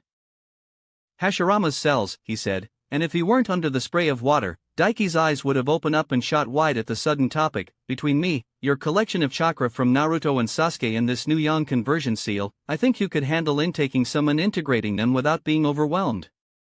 Amazing as that would be, that's not something I really want to try, Daiki replied on instinct. His cells are like a cancer. It's too big of a chance of fucking me over to want to do it. Sucky as that was. Hashirama's cells were absurd. Not only would integrating them give him the wood style, it would give him an absurd healing factor and massively boost his life force, his physical abilities, his chakra, and even possibly enhance his ability when it came to senjutsu. Hashirama's cells turned Obito from a subpar chunin to being capable of slaughtering a whole squad of Unbu Black Ops, and in a few years made him capable of taking on Minato at his peak while alive. It was too bad though, because with them enhancing his growth rate, many of his plans would come to fruition that much quicker. Yes, I have a theory on how that works, Isabu said. There's a thing I should actually correct you on. While I'm unsure of how Hashirama Senju died, what I do know is that it must have been an absurd situation. Because, what you know of Hashirama's healing abilities isn't even close to what he could heal from. Daiki stepped out of the cold spray of the shower and wiped the water from his face, running a hand up through his hair and slicking it back. What do you mean? He asked. As far as he was aware, nothing short of decapitating and crushing Hashirama's brain would have killed him. No, not even that, Isabu promptly refuted. In actuality, even if his entire body was reduced to dust, as long as a single cell of him remained with enough chakra, he would regenerate. There was a reason not even Madara Uchiha with the ability to stop or rewind time could defeat him. Daiki. As long as he had chakra, he was unkillable unless his entire body was erased from existence. What? What? How? That was absurd. That was like Cell or Majin Buu tier bullshit. How the fuck did he even die then? Hashirama had even more chakra than fucking full power Kurama and had basically the most busted physically durable body in the world, more or less. There was only a few contenders like Naruto and the third Raikage that could compete with his absurd body. There wasn't even a record of how he died in the history texts. Frankly, I couldn't tell you either, Isabu replied. The important matter though is the strength of your Yang chakra. With your Yang conversion seal may be enough alone for you to withstand the integration of his cells. If not though, I theorize that Madara managed it because of the traces of Indra within his chakra and the cells more or less recognizing him as related to Hashirama closely. With as much chakra as you've taken from both Sasuke and Naruto, with the traces of Indra and Ashura, you may be able to trick the cells into believing they are a natural part of you if you flush your system with enough of it. Daiki supposed that did make sense in a way. But it was still a massive risk to take. He'd taken massive risks a lot so far, but in taking the cells of Hashirama Senju with the possibility of a cancerous growth of the man growing out of his body and trying to supplant his own made him shiver. And that was if he didn't just turn into a tree. That is where I come in. If nothing else, I should be able to suppress the cells to a degree to make it easier, and if things go wrong I'll rip the cells out of you with my chakra, Isabu said then in return, though it'll be agonizing if I do need to do that, though that's obvious, it would be like ripping the sinew from your body piece by piece to a degree. Lovely. Peachy even. Just what he needed to think about before he had breakfast, his sinew being torn out. But then what was a little agony to an enhancement of the grind? I'll think about it, Daiki replied as he stepped out of the shower and grabbed a nice fluffy towel to dry off with. Beyond anything else, I'll need to figure out where to get some of his cells without anyone the wiser anyway. Granted, he knew a few places where there was some, but all of them were kind of risky. Like Obito's hideout, Danzo, Zetsu, that kind of thing. Hashirama's cells, huh? Daiki mused as he left his house behind. Usually, he would roof hop to his destination in the village and arrive within moments. For now, he was just strolling through the village and taking his time as he pondered on the previous subject brought up by Isabu. There was another thing he'd overlooked that would come into play once, or rather if he managed to get his hands on some of those cells and integrate them properly. Shursue's eyes. The abilities of his eyes, his absolute hypnosis jutsu had a recharge time. A very large recharge time that even he usually couldn't get around. Danzo had sidestepped that issue with Hashirama's cells. On top of that, Hashirama's cells, alongside a big enough store of Naruto and Sasuke's chakra, would quite possibly make evolving them straight to the Rinnegan much easier than he initially planned. And of course it would repair any of the deterioration they would incur through using the Manjikyu. Granted, he'd already acquired ways to sidestep that issue himself, but it was still another nicely added on benefit that would make it passive rather than him using his other abilities to deal with it. Utterly absurd. Right now, Daiki was only a player of note because of Isabu. It would take quite a while before he was a real player in the game himself. But, if this did pan out in the future, he could jump straight up onto the board himself instead of having to ride Isabu onto it. That was just how potent and powerful Hashirama's cells were. The man was literally the Broly of this universe. None of his power came from having Ashura clinging to him. He was just a goddamned mutant freak of nature. Literally. Well, for now, it didn't matter. What did matter was completing his bloodline usurpation seal. Shursue's eyes were a non-factor until then. They were also a very important factor that would increase his and Isabu's battle power substantially. With them in Shursue's Susanoo and Isabu's Bijou mode, they could form the majestic attire Susanoo. With that as a trump card, there would be very few people currently alive capable of defeating them. He would become a true Hokage candidate, undefeatable, more or less, on the battlefield. Plus it would be so fucking cool. Plus all the other fun things he had at his disposal to bolster such a form even further. Though he was forced to put such thoughts out of mind for the moment as his destination, one of the gates to the village came into sight. The old man was as expected already waiting in front of the closed gates, though surprisingly Anko was there as well, casually sitting atop the small registry hut that was manned by Shinobi at all times when the gates were open. Actually, maybe that wasn't so surprising considering how punctual she was in searching him out before. "Took you long enough, brat," she grinned at him, idly kicking her legs and forth as he approached. "Poof." He crossed his arms and smirked at her. The one true future Hokage is never late, nor is he early, he arrives exactly when he means to and not a moment later, he replied.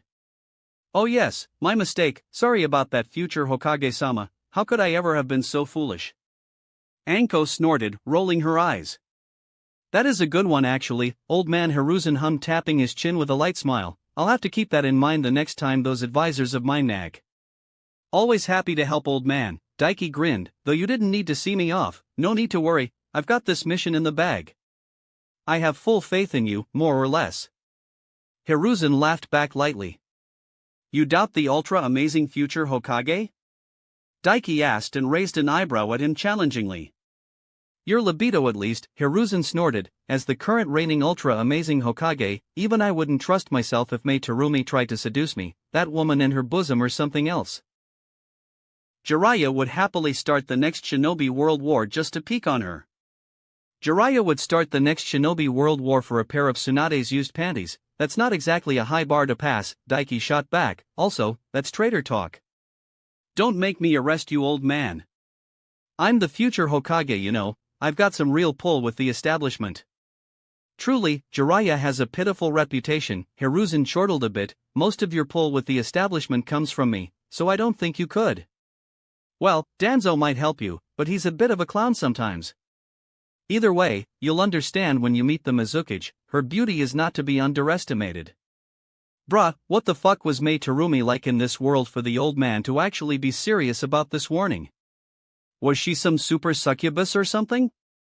Or had it just been so long since the old got his pecker wet that he was overestimating how hot she was? A dry spell like that must have been killer. Couldn't be him. "Hey, actually you've seen Mei Terumi before, right? Since you were in Yagura?" Daiki asked the bijou within him, "How hot is she? You realize I have no interest in human beauty?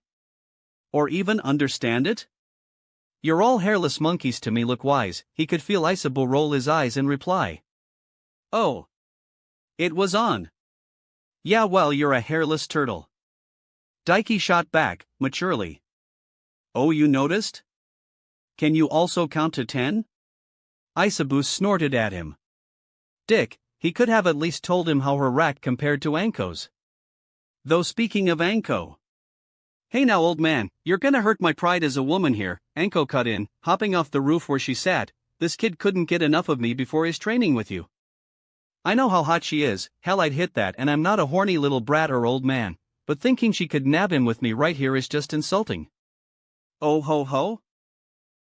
Saratobi gave Daiki a perverted grin, a flush appearing on his cheeks, before promptly coughing and turning away. "Well, that is of course without taking you into account, Anko, I obviously chose you for a reason."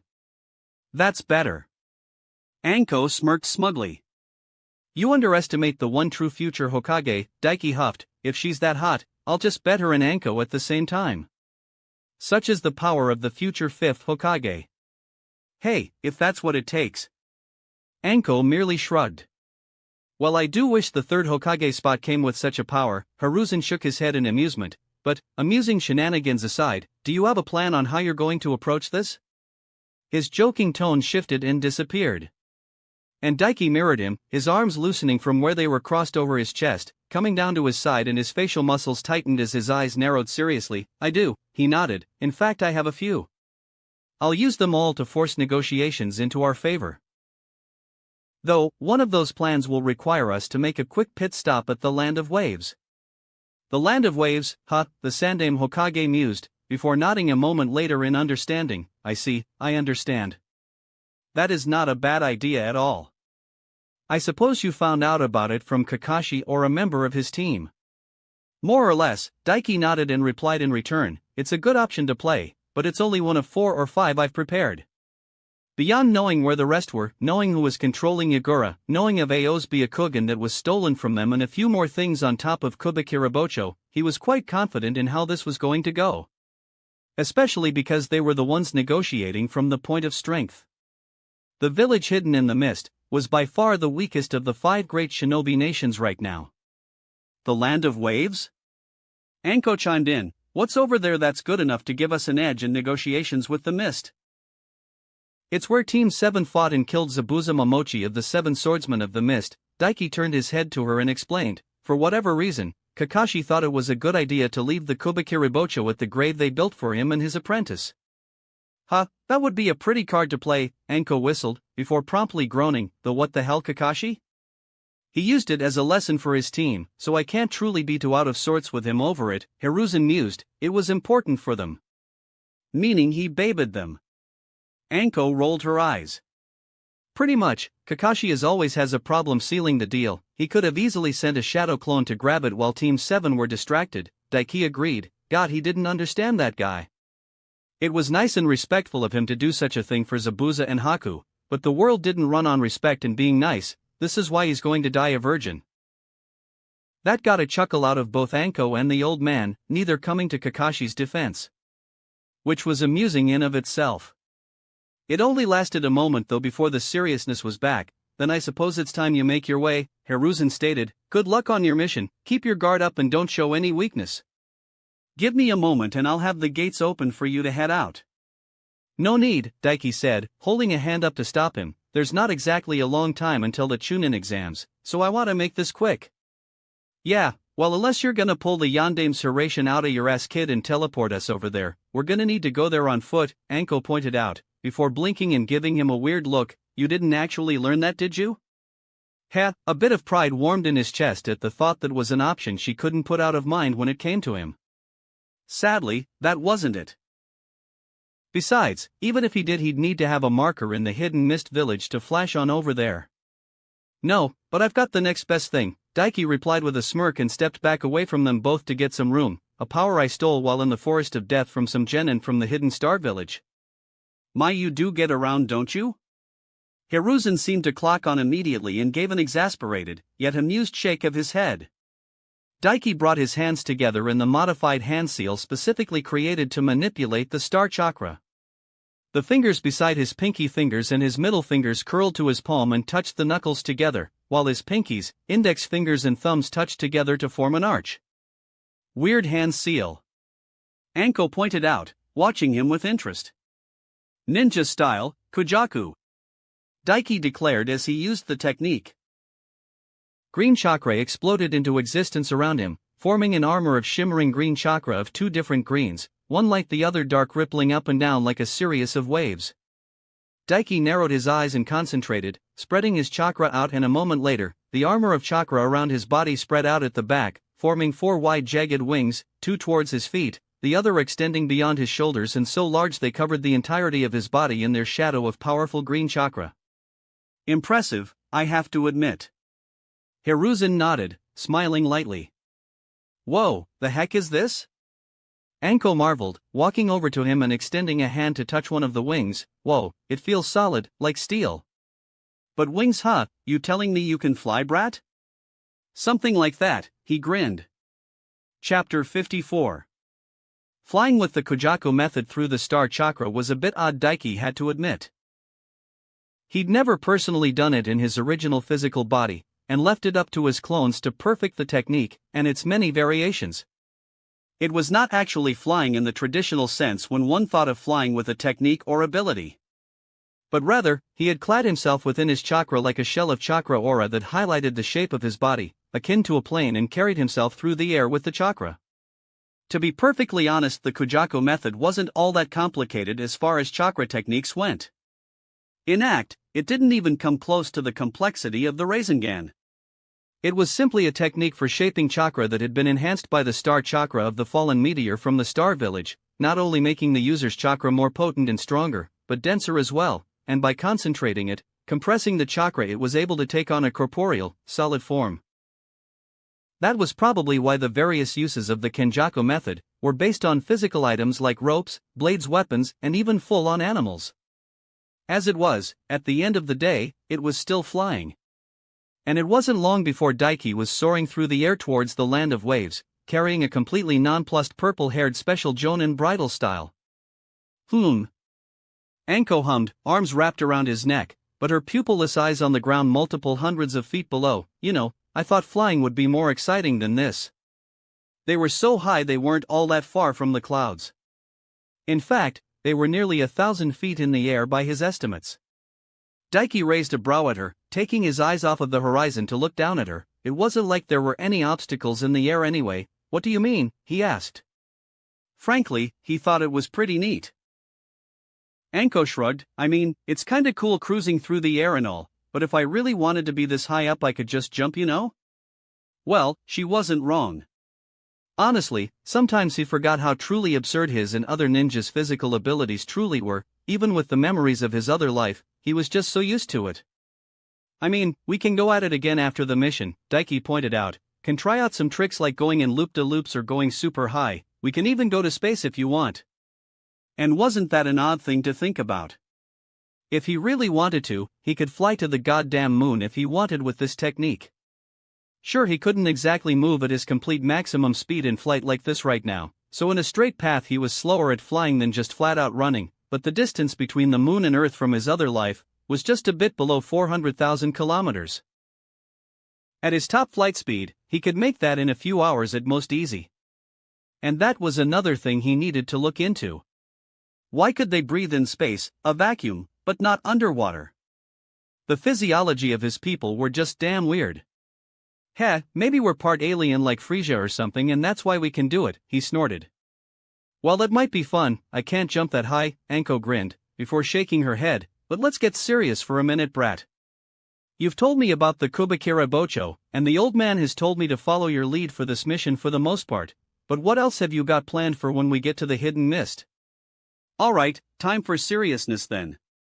Brute force, Daiki replied, making her eyebrows rise higher, but she didn't interrupt and waited for him to continue. Specifically, we already start from the position of strength in negotiations because quite frankly, we're the strongest village. The biggest threats of all towards the Leaf were Inoki himself and Killer Bee. Inoki's particle jutsu was just that bullshit powerful, and of course Killer Bee was a full-on S-rank shinobi himself before ever taking Gyuki and him being a perfect Jinchuriki into account.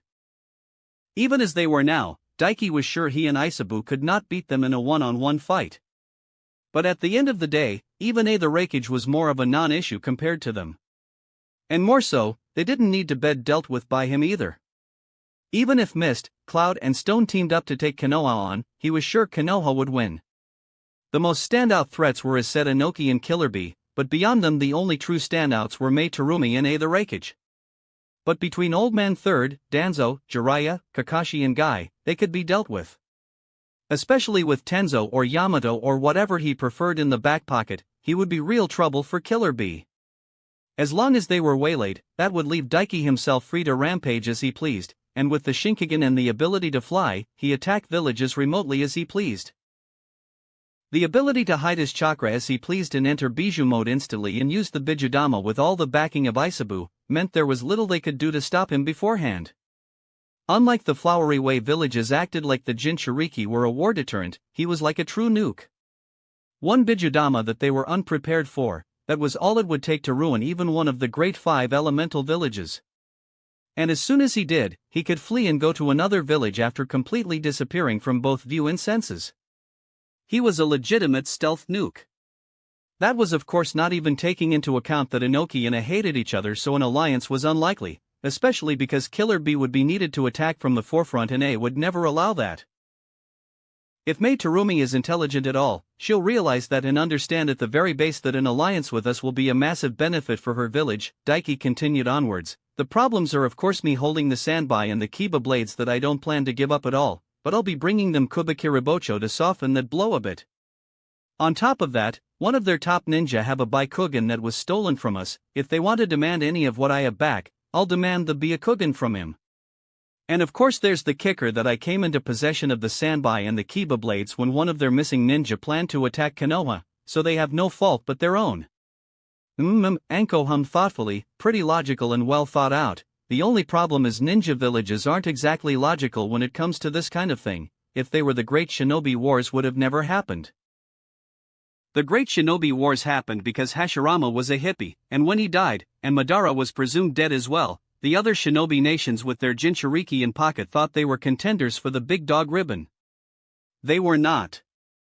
Well, I've got more up my sleeve, Daiki shrugged, like I know where the rest of their missing swords are, for instance.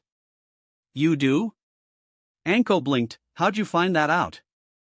That's a big mystery a lot of people have been curious about for a while. Where'd a brat like you come across that knowledge? The Sanbai? Well, technically I guess, Daiki smirked. Actually, it was part of the information I got from your old sensei. He has them, alongside a lot of others, things that I wouldn't mind taking from him personally. Like that Horn of Gyuki, for instance. With it, that previous Jinchuriki of the 8 tails before Fukai was able to enter a full version 2 state. And not a lower tier one like the Gold and Silver Brothers, where they could reach 6-tail states from the amount of chakra they got from Kurama. But rather a full 8-tailed version 2 state. He assumed it could grant the full 8-tailed version 2 strength, since it was a large piece of Gyuki's body, and had the same output. It just did not have the same store of energy the full Gyuki's body had. Either way, it was a potent item that lacked the true will of the bijou and would be much easier to tame. If he got his hands on it, Daiki could give it to Isabu to empower him, or even possibly make a Suedo Jinchuriki of his own choice. He wasn't sure who he'd pick, but Kakashi, for instance, with the ability to enter a full 8-tailed version 2 state, would make for quite the strong ally to have on his side. And it would also go a long way to mitigating the problem he had with his Sharingan. Or perhaps Sasuke? A pseudo-Jinchuriki Sasuke, considering his sheer potential, would be amazing for the future if he couldn't stop the revival of Madara. He for sure was going to try his damn hardest to stop it from ever occurring, but it was best to plan for the worst. Of course it was him, Anko sighed. Why am I even surprised? Honestly, at this point I wouldn't be surprised if he mind-controlled Itachi or something and made him slaughter the Uchiha clan, or did it himself in disguise. Yeah, funnily enough, even with all the knowledge of this world he had, if he was told that, he'd believe it. Orochimaru was just that guy. It wasn't long before they arrived in the Land of Waves. Barely even approaching a half an hour even at a casual speed. The distance between Konoha and the Land of Waves, after all, was merely 1,500 miles, give or take a few. And even that was boosted a bit by them taking a bit to find the exact location of Zabuza and Haku's graves. The graves, as it turned out, weren't far from the massive bridge known as the Great Naruto Bridge, just across the water, and a little bit into the forest beside the shore. I can't believe that Brat has a bridge named after him, Anko snorted after they landed on the shore and made their way through the forest towards their target. The kid was alright, I guess, during the second round, but not really anything special. Pretty sure I was stronger at the same age. Probably, though you'd have a tough time with him now, Daiki shrugged. I helped him get a little bit of control of the Kyuubi's power yesterday. With it he should be well capable of crushing your standard Jonin.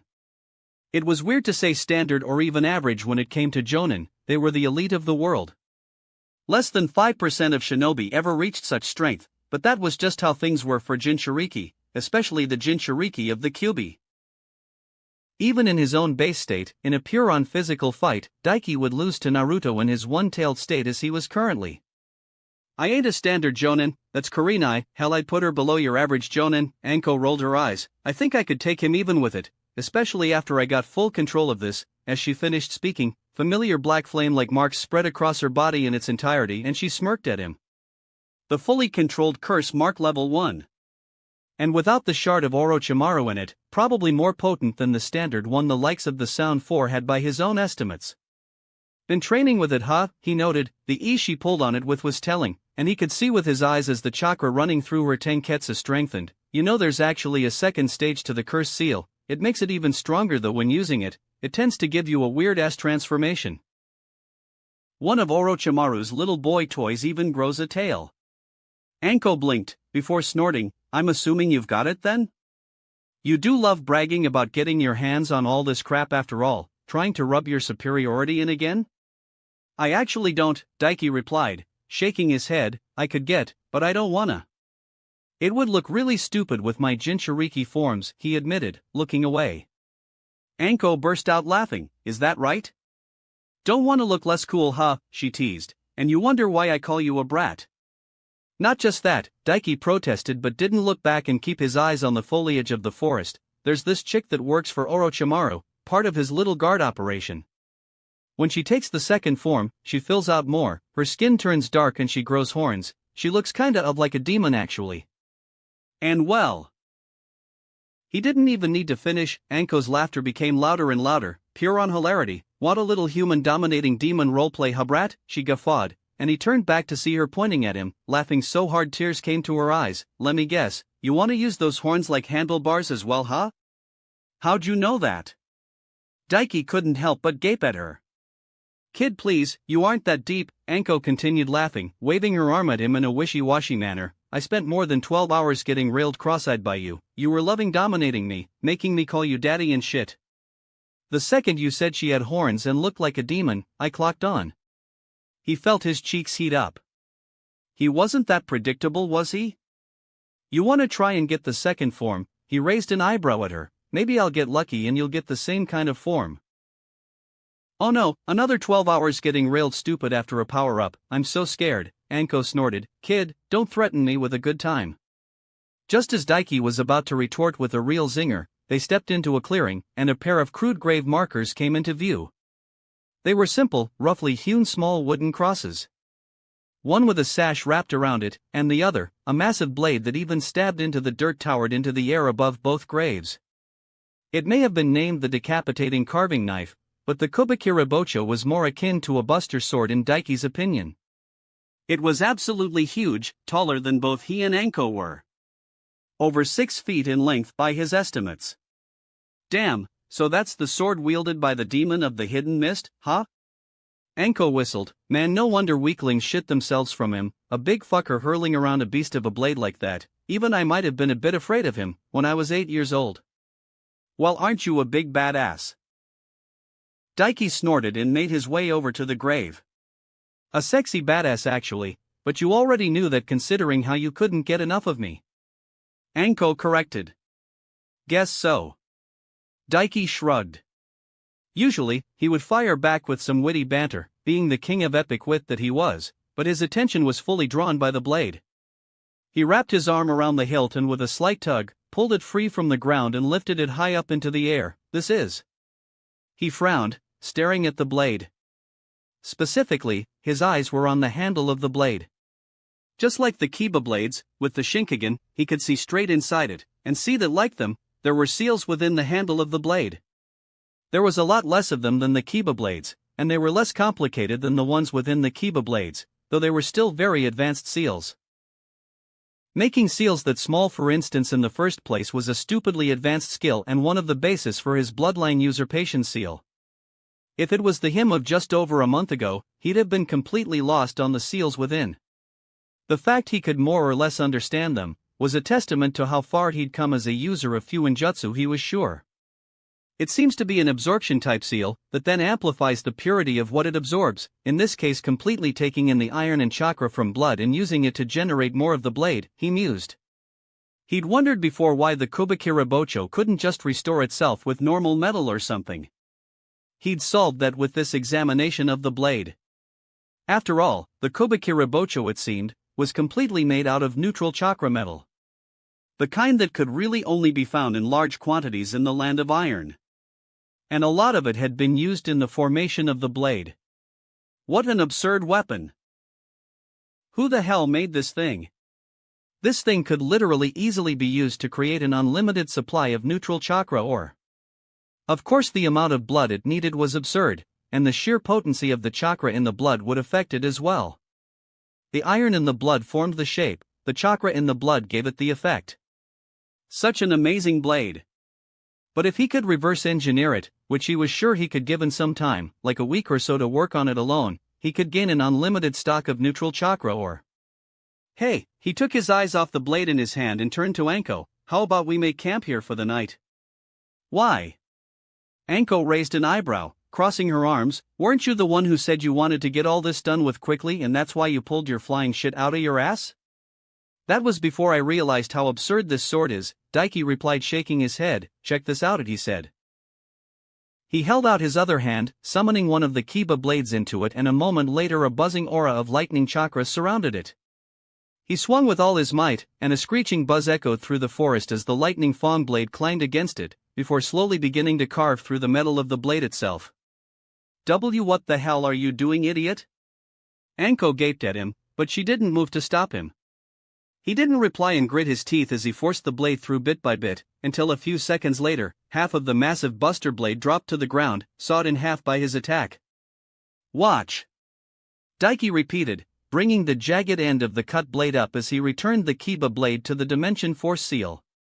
Before raking it down the entire length of his arm, a massive gash been torn down the length of his arm, an eruption of blood spraying out through the air and a bunch of it coating the blade. Brat, what the hell are you doing? Have you lost your me? Anko stepped forward to stop him, only to stop and gape even more as the jagged blade in his hand absorbed the blood and before their eyes, regrew a few centimeters of the blade it had lost. What the absolute fuck just happened? Daiki grinned massively. The ability of this blade is to absorb blood with chakra in it and regenerate the blade if broken, he explained, and this blade itself is made from neutral chakra ore, so it's a chakra blade. Normally this would be impossible, but with my regeneration I can basically dash. You can make free chakra ore. Anko finished for him, mouth hanging low for a moment before a massive excited smile spread across her face. Holy shit, kid, this is incredible. More than she knew actually. He had a bunch of chakra blades he stole from those punks in the village of artisans within the land of loot. Once he recreated the seals within the Kubakira Bosho, he could apply them to all of them. And more or less, thanks to his own absurd regeneration and chakra amount, he could farm chakra blades of all elements infinitely, if slowly. But that wasn't just it either. With access to free chakra ore of all types, he could actually experiment on something. He'd had the thought a while ago but dismissed it. His chakra armor. It had such a perfect blend of wind and water chakra, it could reproduce the ice style. In fact, it flat out amplified both of those elements as well. If he could get the ratio done right, he could have a perfect blend of all 5 elements, and then seal them inside himself. Not only would that amplify his elemental techniques, but also ice style, magnet style, scorch style, boil style, magma style, mud style, storm style. Perhaps even particle style and more would all be within reach. Or was that dust style? A sigh echoed within his head. Looks like I'm going to need to expend a lot of chakra to keep you in good enough shape to not exhaust yourself doing this. Isabu noted. I'll make your pond bigger. Daiki promised in return. Fine, though I want a little more lily pads, and a nice little tunnel part where I can go when I want to sleep, also I want some koi. Isabu replied. Fair enough, fair enough. Damn, I wasn't expecting this. Daiki whistled as he stared at his status window the next morning. You should have, Isabu yawned, you expended the entirety of your chakra more than 10 times over. You literally regenerated that blade 186 times. That he did. Daiki glanced away from the status screen to the giant buster blade stabbed into the ground beside him, fully whole once more. He'd just finished up not long ago, and had been at it for nearly 24 hours, with a few breaks in between to eat and rest a little bit. He now had a full-on 185 halves of Kubakira Bocho within the seal upon his palms. A full-on near 6,000 pounds on neutral chakra ore.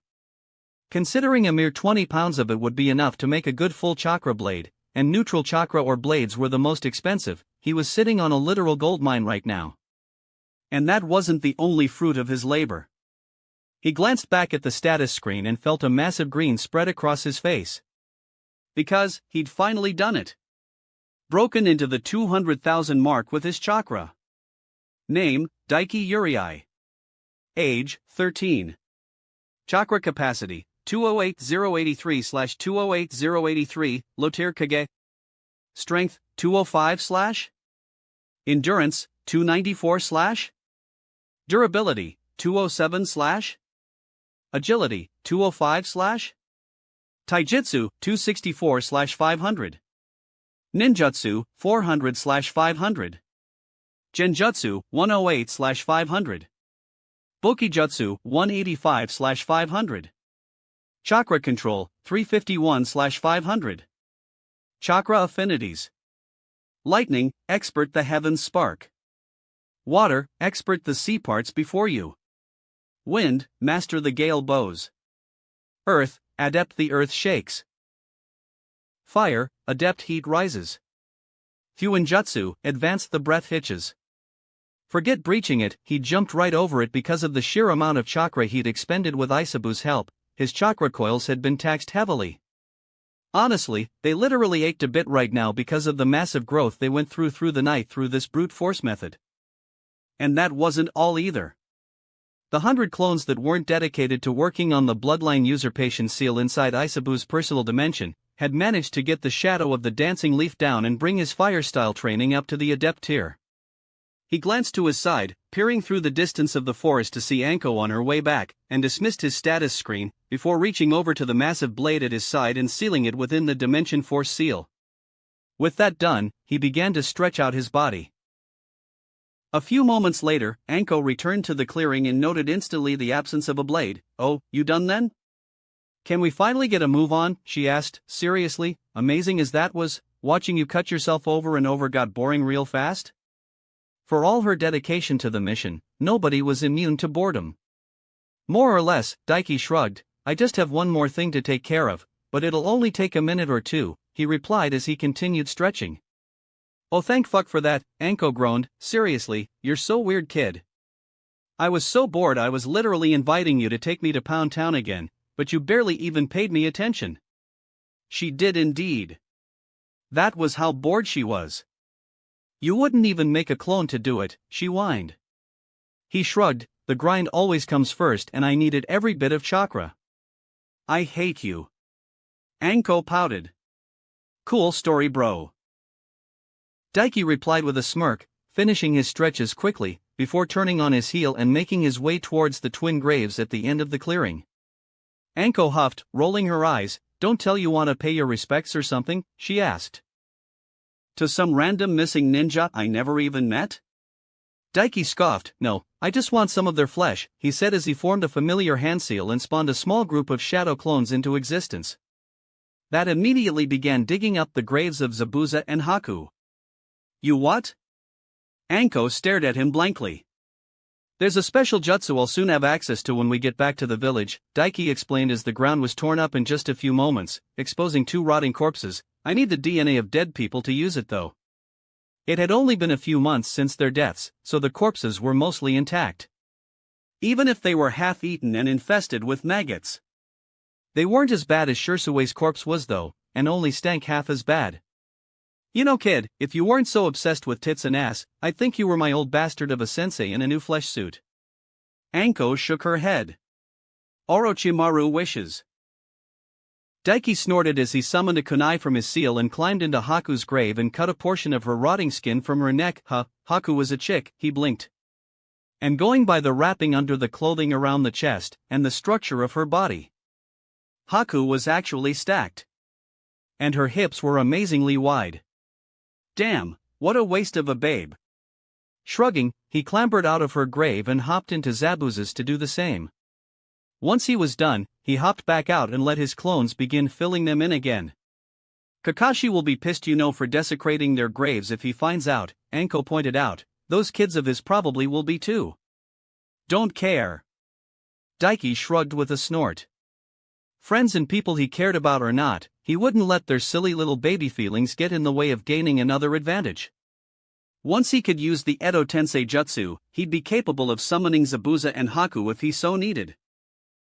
If it came down to it, he'd make his own goddamn ninja zombie army first. "Me either really," Anko smirked. "I'm just saying because I want you to treat me to some dango when we get Mr. Future Hokage-sama in return for me not blabbing." "Suck my dick." Daiki rolled his eyes and flipped her the bird. "Sure, but after the dango," Anko's smirk widened as she spread her coat and cupped her huge breasts in her hands and jiggled them invitingly in her hands. "Want a titty fuck to go with it?" Chapter 55. The distance between the Hidden Leaf Village and the Hidden Mist Village was roughly 3,500 miles. That was a larger distance than America was wide. Then again, the Land of Fire was one of the bigger countries, granted not the biggest, but it was still bigger than America itself. Frankly, it was a good thing. If there weren't such massive distances between the Great Five Shinobi villages, tensions would be much higher and there would have probably been more than just 3 great Shinobi wars. Flight made the trip oh so much easier. Not because of the distance, but because it made it easier to avoid foreign ninja guarding borders and such. Especially since with the Shinkigan he could catch sight of any well in advance and change directions or altitude as needed to avoid them. They left the land of waves behind quickly, briefly re-entered the land of fire once more passing by, and before long they were into the brief stretch of mainland that was once in possession of the hidden whirlpool. Their main territory was in the middle of the ocean on a large island protected by natural whirlpool formations, but they did also have a stretch of mainland given to them by the Senju where non-Uzumaki resided. Only those of Uzumaki descent or those who married into the clan were allowed to live on the main island from what Daiki had learned when looking into them during his studies on sealing. Though it was less to do with something like thinking they were better than those not part of their lineage, or any xenophobia or anything, and more to do with the fact that it was simply safer. The Uzumaki for the most part, weren't far off of the Kagaya clan in temperament. They were utter barbaric blood knights, just stupidly smart ones on top of that. To be honest, they just sounded like angrier, more educated redhead Narutos. Naruto would be the calm, polite one of his clan. And to be fair, when one was as skilled with Fuinjutsu as the Uzumaki were supposed to be, it was hard not to go a little crazy. Daiki could attest to that himself. Putting them aside, why haven't we reclaimed this land ourselves? Daiki thought with a frown as they soared over the mainland itself. From a brief examination as he flew, it was a rather large area, bigger than a lot of countries from his other life, and the land was ripe with lush vegetation and healthy land. Not to mention it was annexed between the land of fire, the land of waves, and the ocean itself. The only ones who could reliably attack it were the Mist Village. Maybe because there isn't any lands with shinobi here to work as a border against enemies, he mused. The land of loot stood between the land of fire and land of wind.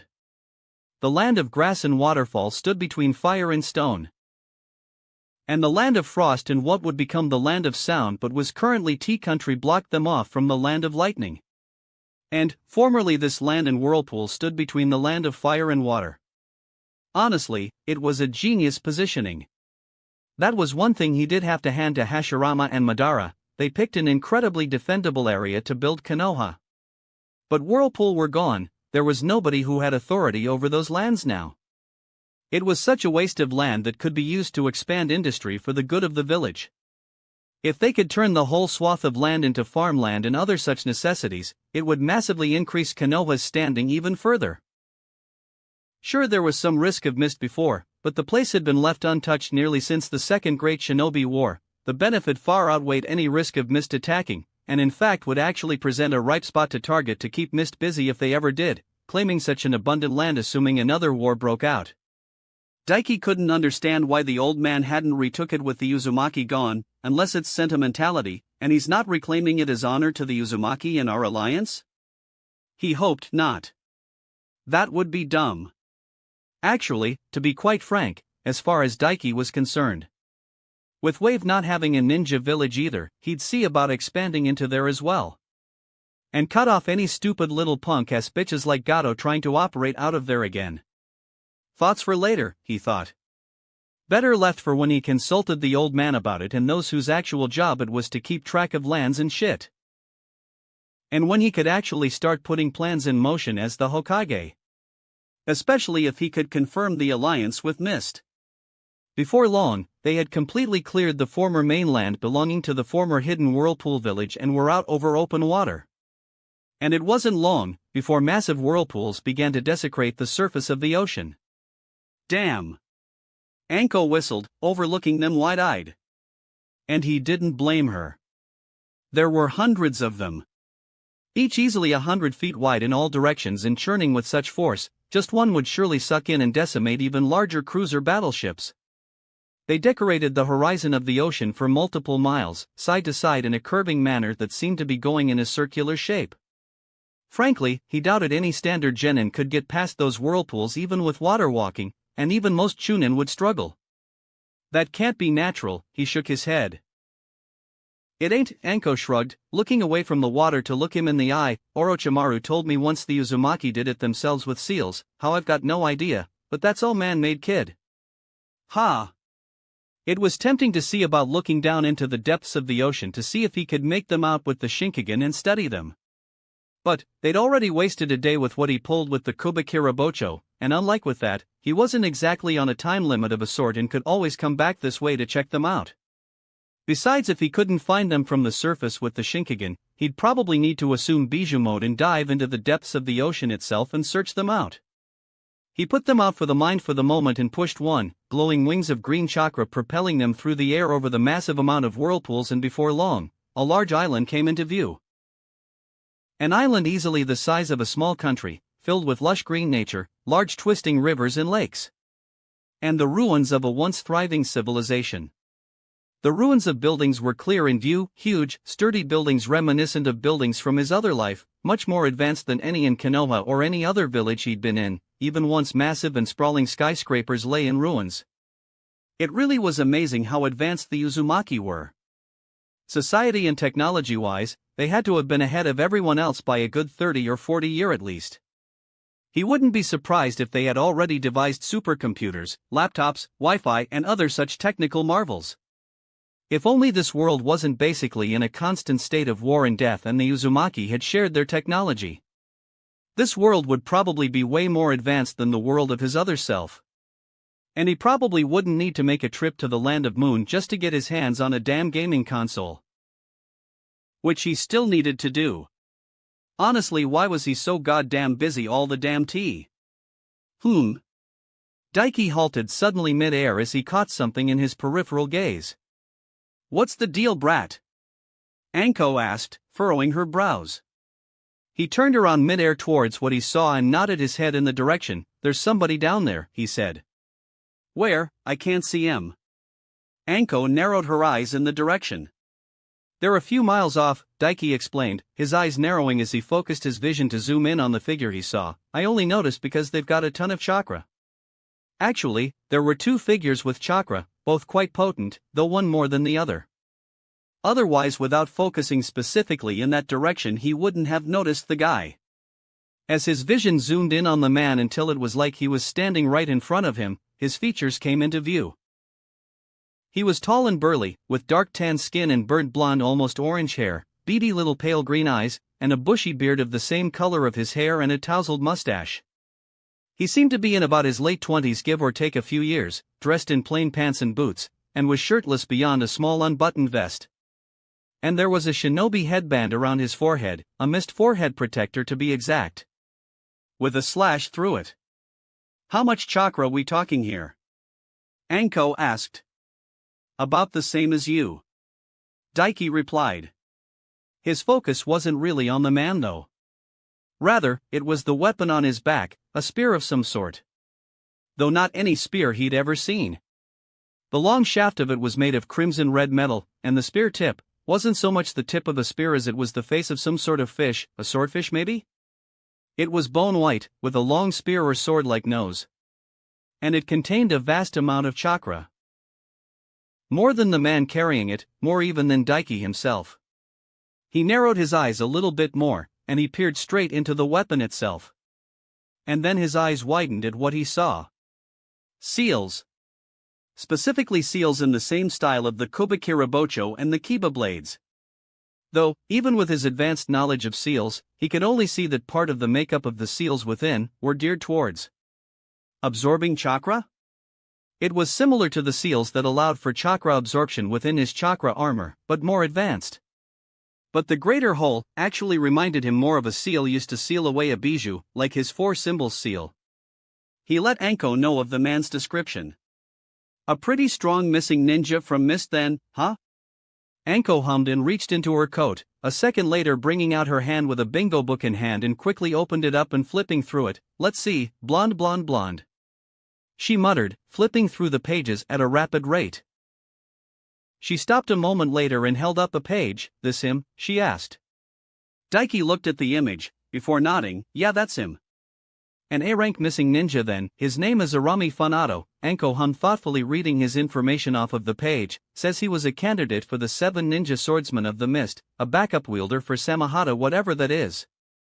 He went rogue apparently after Kisame Hashigake and losing his chance to wield the sword and killed a bunch of his comrades on the way out. He even has a bloodline apparently. What kind? Daiki raised an eyebrow. He'd never heard of a Funato clan before. Power of the Sea Dragon it's called, Anko shrugged, seems to give him an amped water affinity making his water jutsu stronger, let him breathe underwater and even freely control standing bodies of water without having to shape it into a jutsu or anything. That was a really cool sounding bloodline. Though, it clearly had nothing to do with dragons.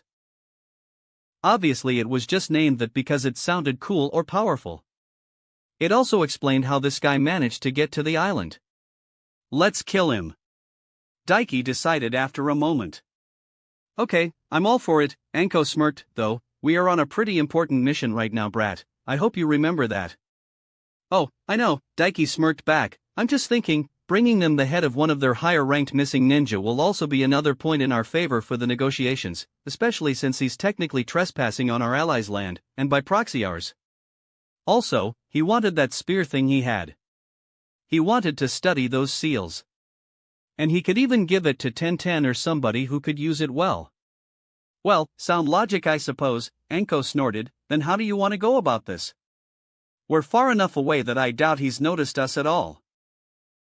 He definitely hasn't, I'd notice if he did, Daiki replied. For one, the man hadn't even turned in their direction at all, and for another, his chakra network was completely calm. He didn't seem alert at all, though just to be sure, he focused chakra into his eyes, and a moment later a familiar shimmering red dust swarmed around him and Anko both, seeping into them. The heck was that? Anko asked. One of the abilities of my eyes, it allows me to completely hide chakra signatures, Daiki replied, his mind going through how he should approach this situation. Even someone with the Byakugan wouldn't be able to see our chakra now even if we were standing right in front of them. Holy shit, really? Anko's eyes widened in shock and she outright goggled at him. That's absurd, I've never even heard of something like that before. Do you know how easy that would assassinating people? Very, Daiki grinned, it's one of the reasons the old man picked me to become the Godame Hokage. With these eyes, I could literally waltz into other villages completely undetected, transform into my full Bija state and unleash a Bijudama right in the middle of their villages and completely cripple them. Ha! Anko blinked. You know, you did mention something like that before when you were talking shit to Elder Shimura, but when you get to the actual brass tacks of it, kid, you're fucking terrifying. As the Hokage should be. Daiki nodded, pleased. He let that hang for a moment before shrugging. Anyway, I kind of want to go down there and take him on face to face, he admitted. It would be a good test of where I stand right now to fight him to the death without using my Jinchuriki abilities. That's dumb, Anko snorted. I'm all for a good fight and all, kid, but you don't play around with guys like this, especially when you don't plan on going all out. Even for you, if you don't take him seriously, there's a good chance you'd get killed. Nah, I'd win. Daiki refuted. To doubt his ability to handle a guy like this, after everything he'd done, after everything he'd gotten his hands on, and all the absurd back-breaking training he'd done, breaking himself over and over again, every day, multiple times a day without the help of Isabu, would be proof he'd never have what it takes to stand at the top of this world. That wasn't him. He was the one chosen to become the 5th Hokage, the leader of the most powerful military force in this world. It was merely a matter of if he could defeat this guy head-on without resorting to his heavenly star seal or not. Cocky brat, Anko snorted and rolled her eyes. Either way, the mission comes first. It's more important than you going down there and swinging your oversized dick around and strutting about like the cock of the walk. Well, she wasn't wrong. Fine, fine. Daiki bowed to her wisdom and lowered them down through the air until they landed atop one of the massive building structures of the former Whirlpool village. Good to see you can see reason sometimes, kid, Anko nodded approvingly. I say we stealth him. With our chakra hidden, it'll be a cakewalk to get close to this guy and then finish him off.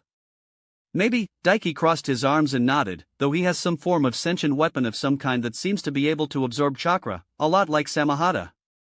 Anko blinked and gave him an odd look. And how can you tell? She asked. There was nothing like that written in the bingo book, and unless he's playing fetch with the damn thing, I don't see how you can know that just from looking at him. I can see the seals inside the weapon, they're mostly geared towards absorbing chakra. I'm quite familiar with them, Daiki explained. That and there's another seal that's quite similar to one used to seal Bijou in a Jinchuriki. From what I'm guessing there's a soul of some sort within the weapon. Honestly, using it as a basis, he was thinking Samahata was created through something similar. What exactly was used to give it sentience though, he wondered. A human soul? An animal's soul? He was quite interested to find out. While the spear or harpoon thing wasn't really his type of weapon and would be better suited to Tenten, that didn't mean he didn't plan on learning all he could from it. And if sealing souls inside a weapon could make them more powerful or not. Plus, didn't that kind of make that spear thing in Samahata, if he was right, almost like a Zanpakuto? Could he seal a soul inside the Kiba blades? Man, those eyes are funky. Anko shook her head. Still, that doesn't really change anything. Sentient weapon that absorbs chakra or not, it's useless if we slit his throat before he can even pull it out. True, Daiki nodded, before smirking, but who says we even need to move from right here? The fact that we're miles away from him? Anko raised an eyebrow as if she was pointed out the obvious. Which fair, usually she would be. I want to try something, he said simply. Really not the time to be experiment brat, Anko rolled her eyes. Fine, but if whatever you're planning fails, I want you to go full force so we can take this guy out quickly, Bijou power and all. All right. Daiki agreed. That was fair. Then have at it. Anko waved her arm in the direction where Arami Funado was casually going about his business, completely unaware of their presence. Stepping forward, Daiki clenched his fists and focused for a moment, and a second later, a crackling aura of pure lightning erupted from his tenketsu and enveloped his body as he entered his lightning chakra mode. Ho! Anko hummed with interest as Daiki brought his hands up. Many ninjutsu were long-range. But not a whole lot of them had such a range they could hit a target from miles away. And most that could tended to be the type that wrought massive amounts of destruction. Even for Daiki, he had precious few jutsu that could hit a target from as far away as he was with any semblance of accuracy. He did have one though that was fast, powerful and easy to aim. In fact, it was perhaps the most accurate jutsu he knew that existed. Simply because with enough control over it, the user could change its direction mid-flight. One that was also a true blue lightning jutsu. As in one that had all the speed of a real lightning bolt, unlike say his electromagnetic murder, which was much slower. His fingers blurred as he ran through a series of hand seals, before pulling his hands apart and lifting his right arm, two fingers pointing out towards his target. Electric buzzed and warped around his fingers as pure lightning chakra compressed along the length of his 2 digits. The lightning around his fingers shimmered and faded from bright light blue to a gleaming white. Lightning style, false darkness. Daiki declared, and from his finger a massive spear of lightning erupted and streaked through the sky. It crossed the miles of distance between him and his target in all the time it took to blink.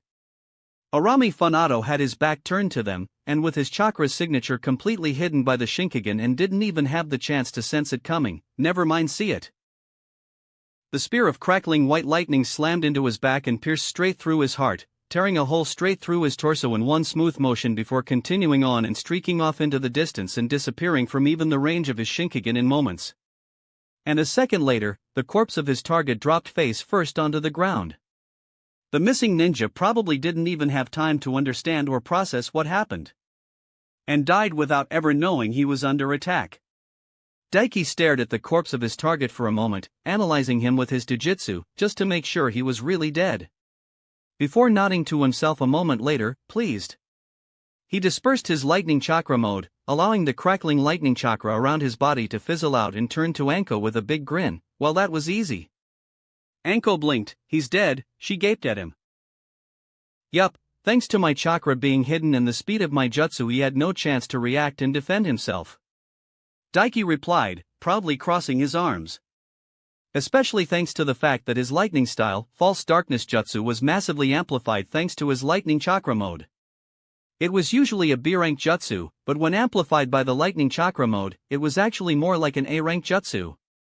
It was comparable actually to the Chidori in strength. And didn't come with that annoyingly loud chirping screeching noise Kakashi's favorite assassination jutsu came with. And could be fired from long range. Not that Chidori was a bad jutsu or anything, it would be amazing to use in tandem with his lightning chakra mode in an up-close battle. Kid, what the fuck? You are terrifying. Anko's jaw dropped. Did you seriously just assassinate an A-rank shinobi from miles away in seconds? Looks like it. Daiki beamed. He was extremely pleased with himself. Was he the first sniper of the elemental nations? Probably not, but he'd claim so anyway. Or at the very least the best. I'm not even sure what to say. That's just impressive as hell. Anko ran a hand through her hair and shook her head after regaining her composure. Honestly, I'll say one thing, it sure ain't ever boring being around you, kid. When he was done preening at Anko's shock and awe of his newly gained sniping skills, she and Daiki made their way over to where the corpse resided. Damn, Anko whistled as they approached and saw the massive gaping hole piercing through his back. To do this to an A-rank guy with one jutsu from that far, that's unreal, brat. Wait. Daiki stopped and held out a hand in front of Anko, stopping her from approaching the body. Wait, Anko began to ask, but was cut off by a snarling howl escaping from the thin maw of the fish-headed spear resting atop the corpse's back. Its pale white bone eyes lit up with a crimson glow, and before their eyes, the fine-headed fish spear tip seemed to explode in size, spear nose doubling in size, its back erupting into dozens of razor-sharp edges, its fin stretching out and becoming razor-sharp. And then the spear itself, maw opening and bearing razor-sharp teeth, flipped up from the corpse's back and launched itself at them with a savage howl. Before it could reach them though, Daiki blurred forward, his hand catching it around its maw and slamming its jaw shut tightly with raw physical strength alone. Nice try, but I've already saw this shit with Samahata. Daiki snorted, even as it snarled and howled in his grip, jerking with all its might to try and free itself. Unfortunately for it, it was spear, or rather now that he was closer, looked more like a harpoon. But either way, unlike Samahata, its weapon body was a lot more rigid with a lot less bend to it. What the absolute fuck? Anko cursed. Told you it was sentient. Daiki teased. It growled in his grasp, but didn't give up. In fact, its struggles renewed a moment later as green chakra began to seep out of Daiki's hand and be drawn into the tiny gaps it was able to open its mouth to with its struggles. It was absorbing his chakra. It was actually quite an impressive amount. But in the end, nice try, you dumbass swordfish, Daiki laughed at it, but you'll be here all week before you can suck out all my chakra, he taunted it. Before it disappeared as he sucked it inside the Dimension Force seal on his palm. Pretty sure it's a marlin actually. Anko pointed out drily. Dumbass marlin then. Daiki corrected, making his way over to the body and summoning one of the Kiba blades from his seal. Wait. Isabu spoke up before he could swing the blade and lop the head off of the corpse. What's up? Daiki paused and asked. This man's bloodline, look at his neck, it has a physical manifestation. Isabu said. Doing as his inner turtle demon said, Daiki examined the man's neck and his eyes widened at what he saw. Black gills. Well, they looked like they were supposed to be gills, but rather than actual physical gills, it looked like gills made of black ink. Almost like sealing ink. Yes, Isabu nodded, this power of the sea dragon as it's called, it's a viable candidate for your bloodline usurpation seal, when it's finished at least. It's hardly the most powerful bloodline out there, but it will be helpful at least. Well, alright then. Adjusting his aim, Daiki swung his blade and cut the head clean off the corpse at the very tip of the neck, avoiding the black tattoo-like gills. He sealed the head inside his Dimension Force seal, before looking the body over for anything of note. Barely anything beyond some rations. Not even any money. This guy is a total Scrooge. Daiki scoffed. Just as he was finishing patting the corpse down, he found a small sealing scroll in the man's back pocket. He opened it up, before rolling his eyes when he saw how low quality it was. It would barely have as much storage as a large closet. Fucking hell, this wouldn't even go for 10,000 Ryo back home in Konoha. Daiki rolled his eyes and pulsed his chakra through the scroll and examined the contents. His scan told him there was only 2 items within the sealing scroll. Well, whatever. He unsealed them with a pulse of chakra, and in a puff of smoke another small scroll appeared. Alongside a large bone white bow in the shape of a manta ray. his eyes widened immediately at what he saw. Just like the marlin, harpoon thing, the inside of the bow was filled to the brim with seals. Only, this one was with seals he'd never even seen before. A cursory glance in his current knowledge let him deduce they amplified chakra in a way? Similar in a way to the Kiba blades, but wholly different. Well now, wasn't this another good find? What luck! That wraps up this part of What If Reborn in Naruto World. Thanks so much for listening. As always, new parts drop every 4 days, so be sure to stay tuned. If you enjoyed the video, don't forget to like, subscribe, share it with your friends, and please consider supporting the original author as well. See you in the next one.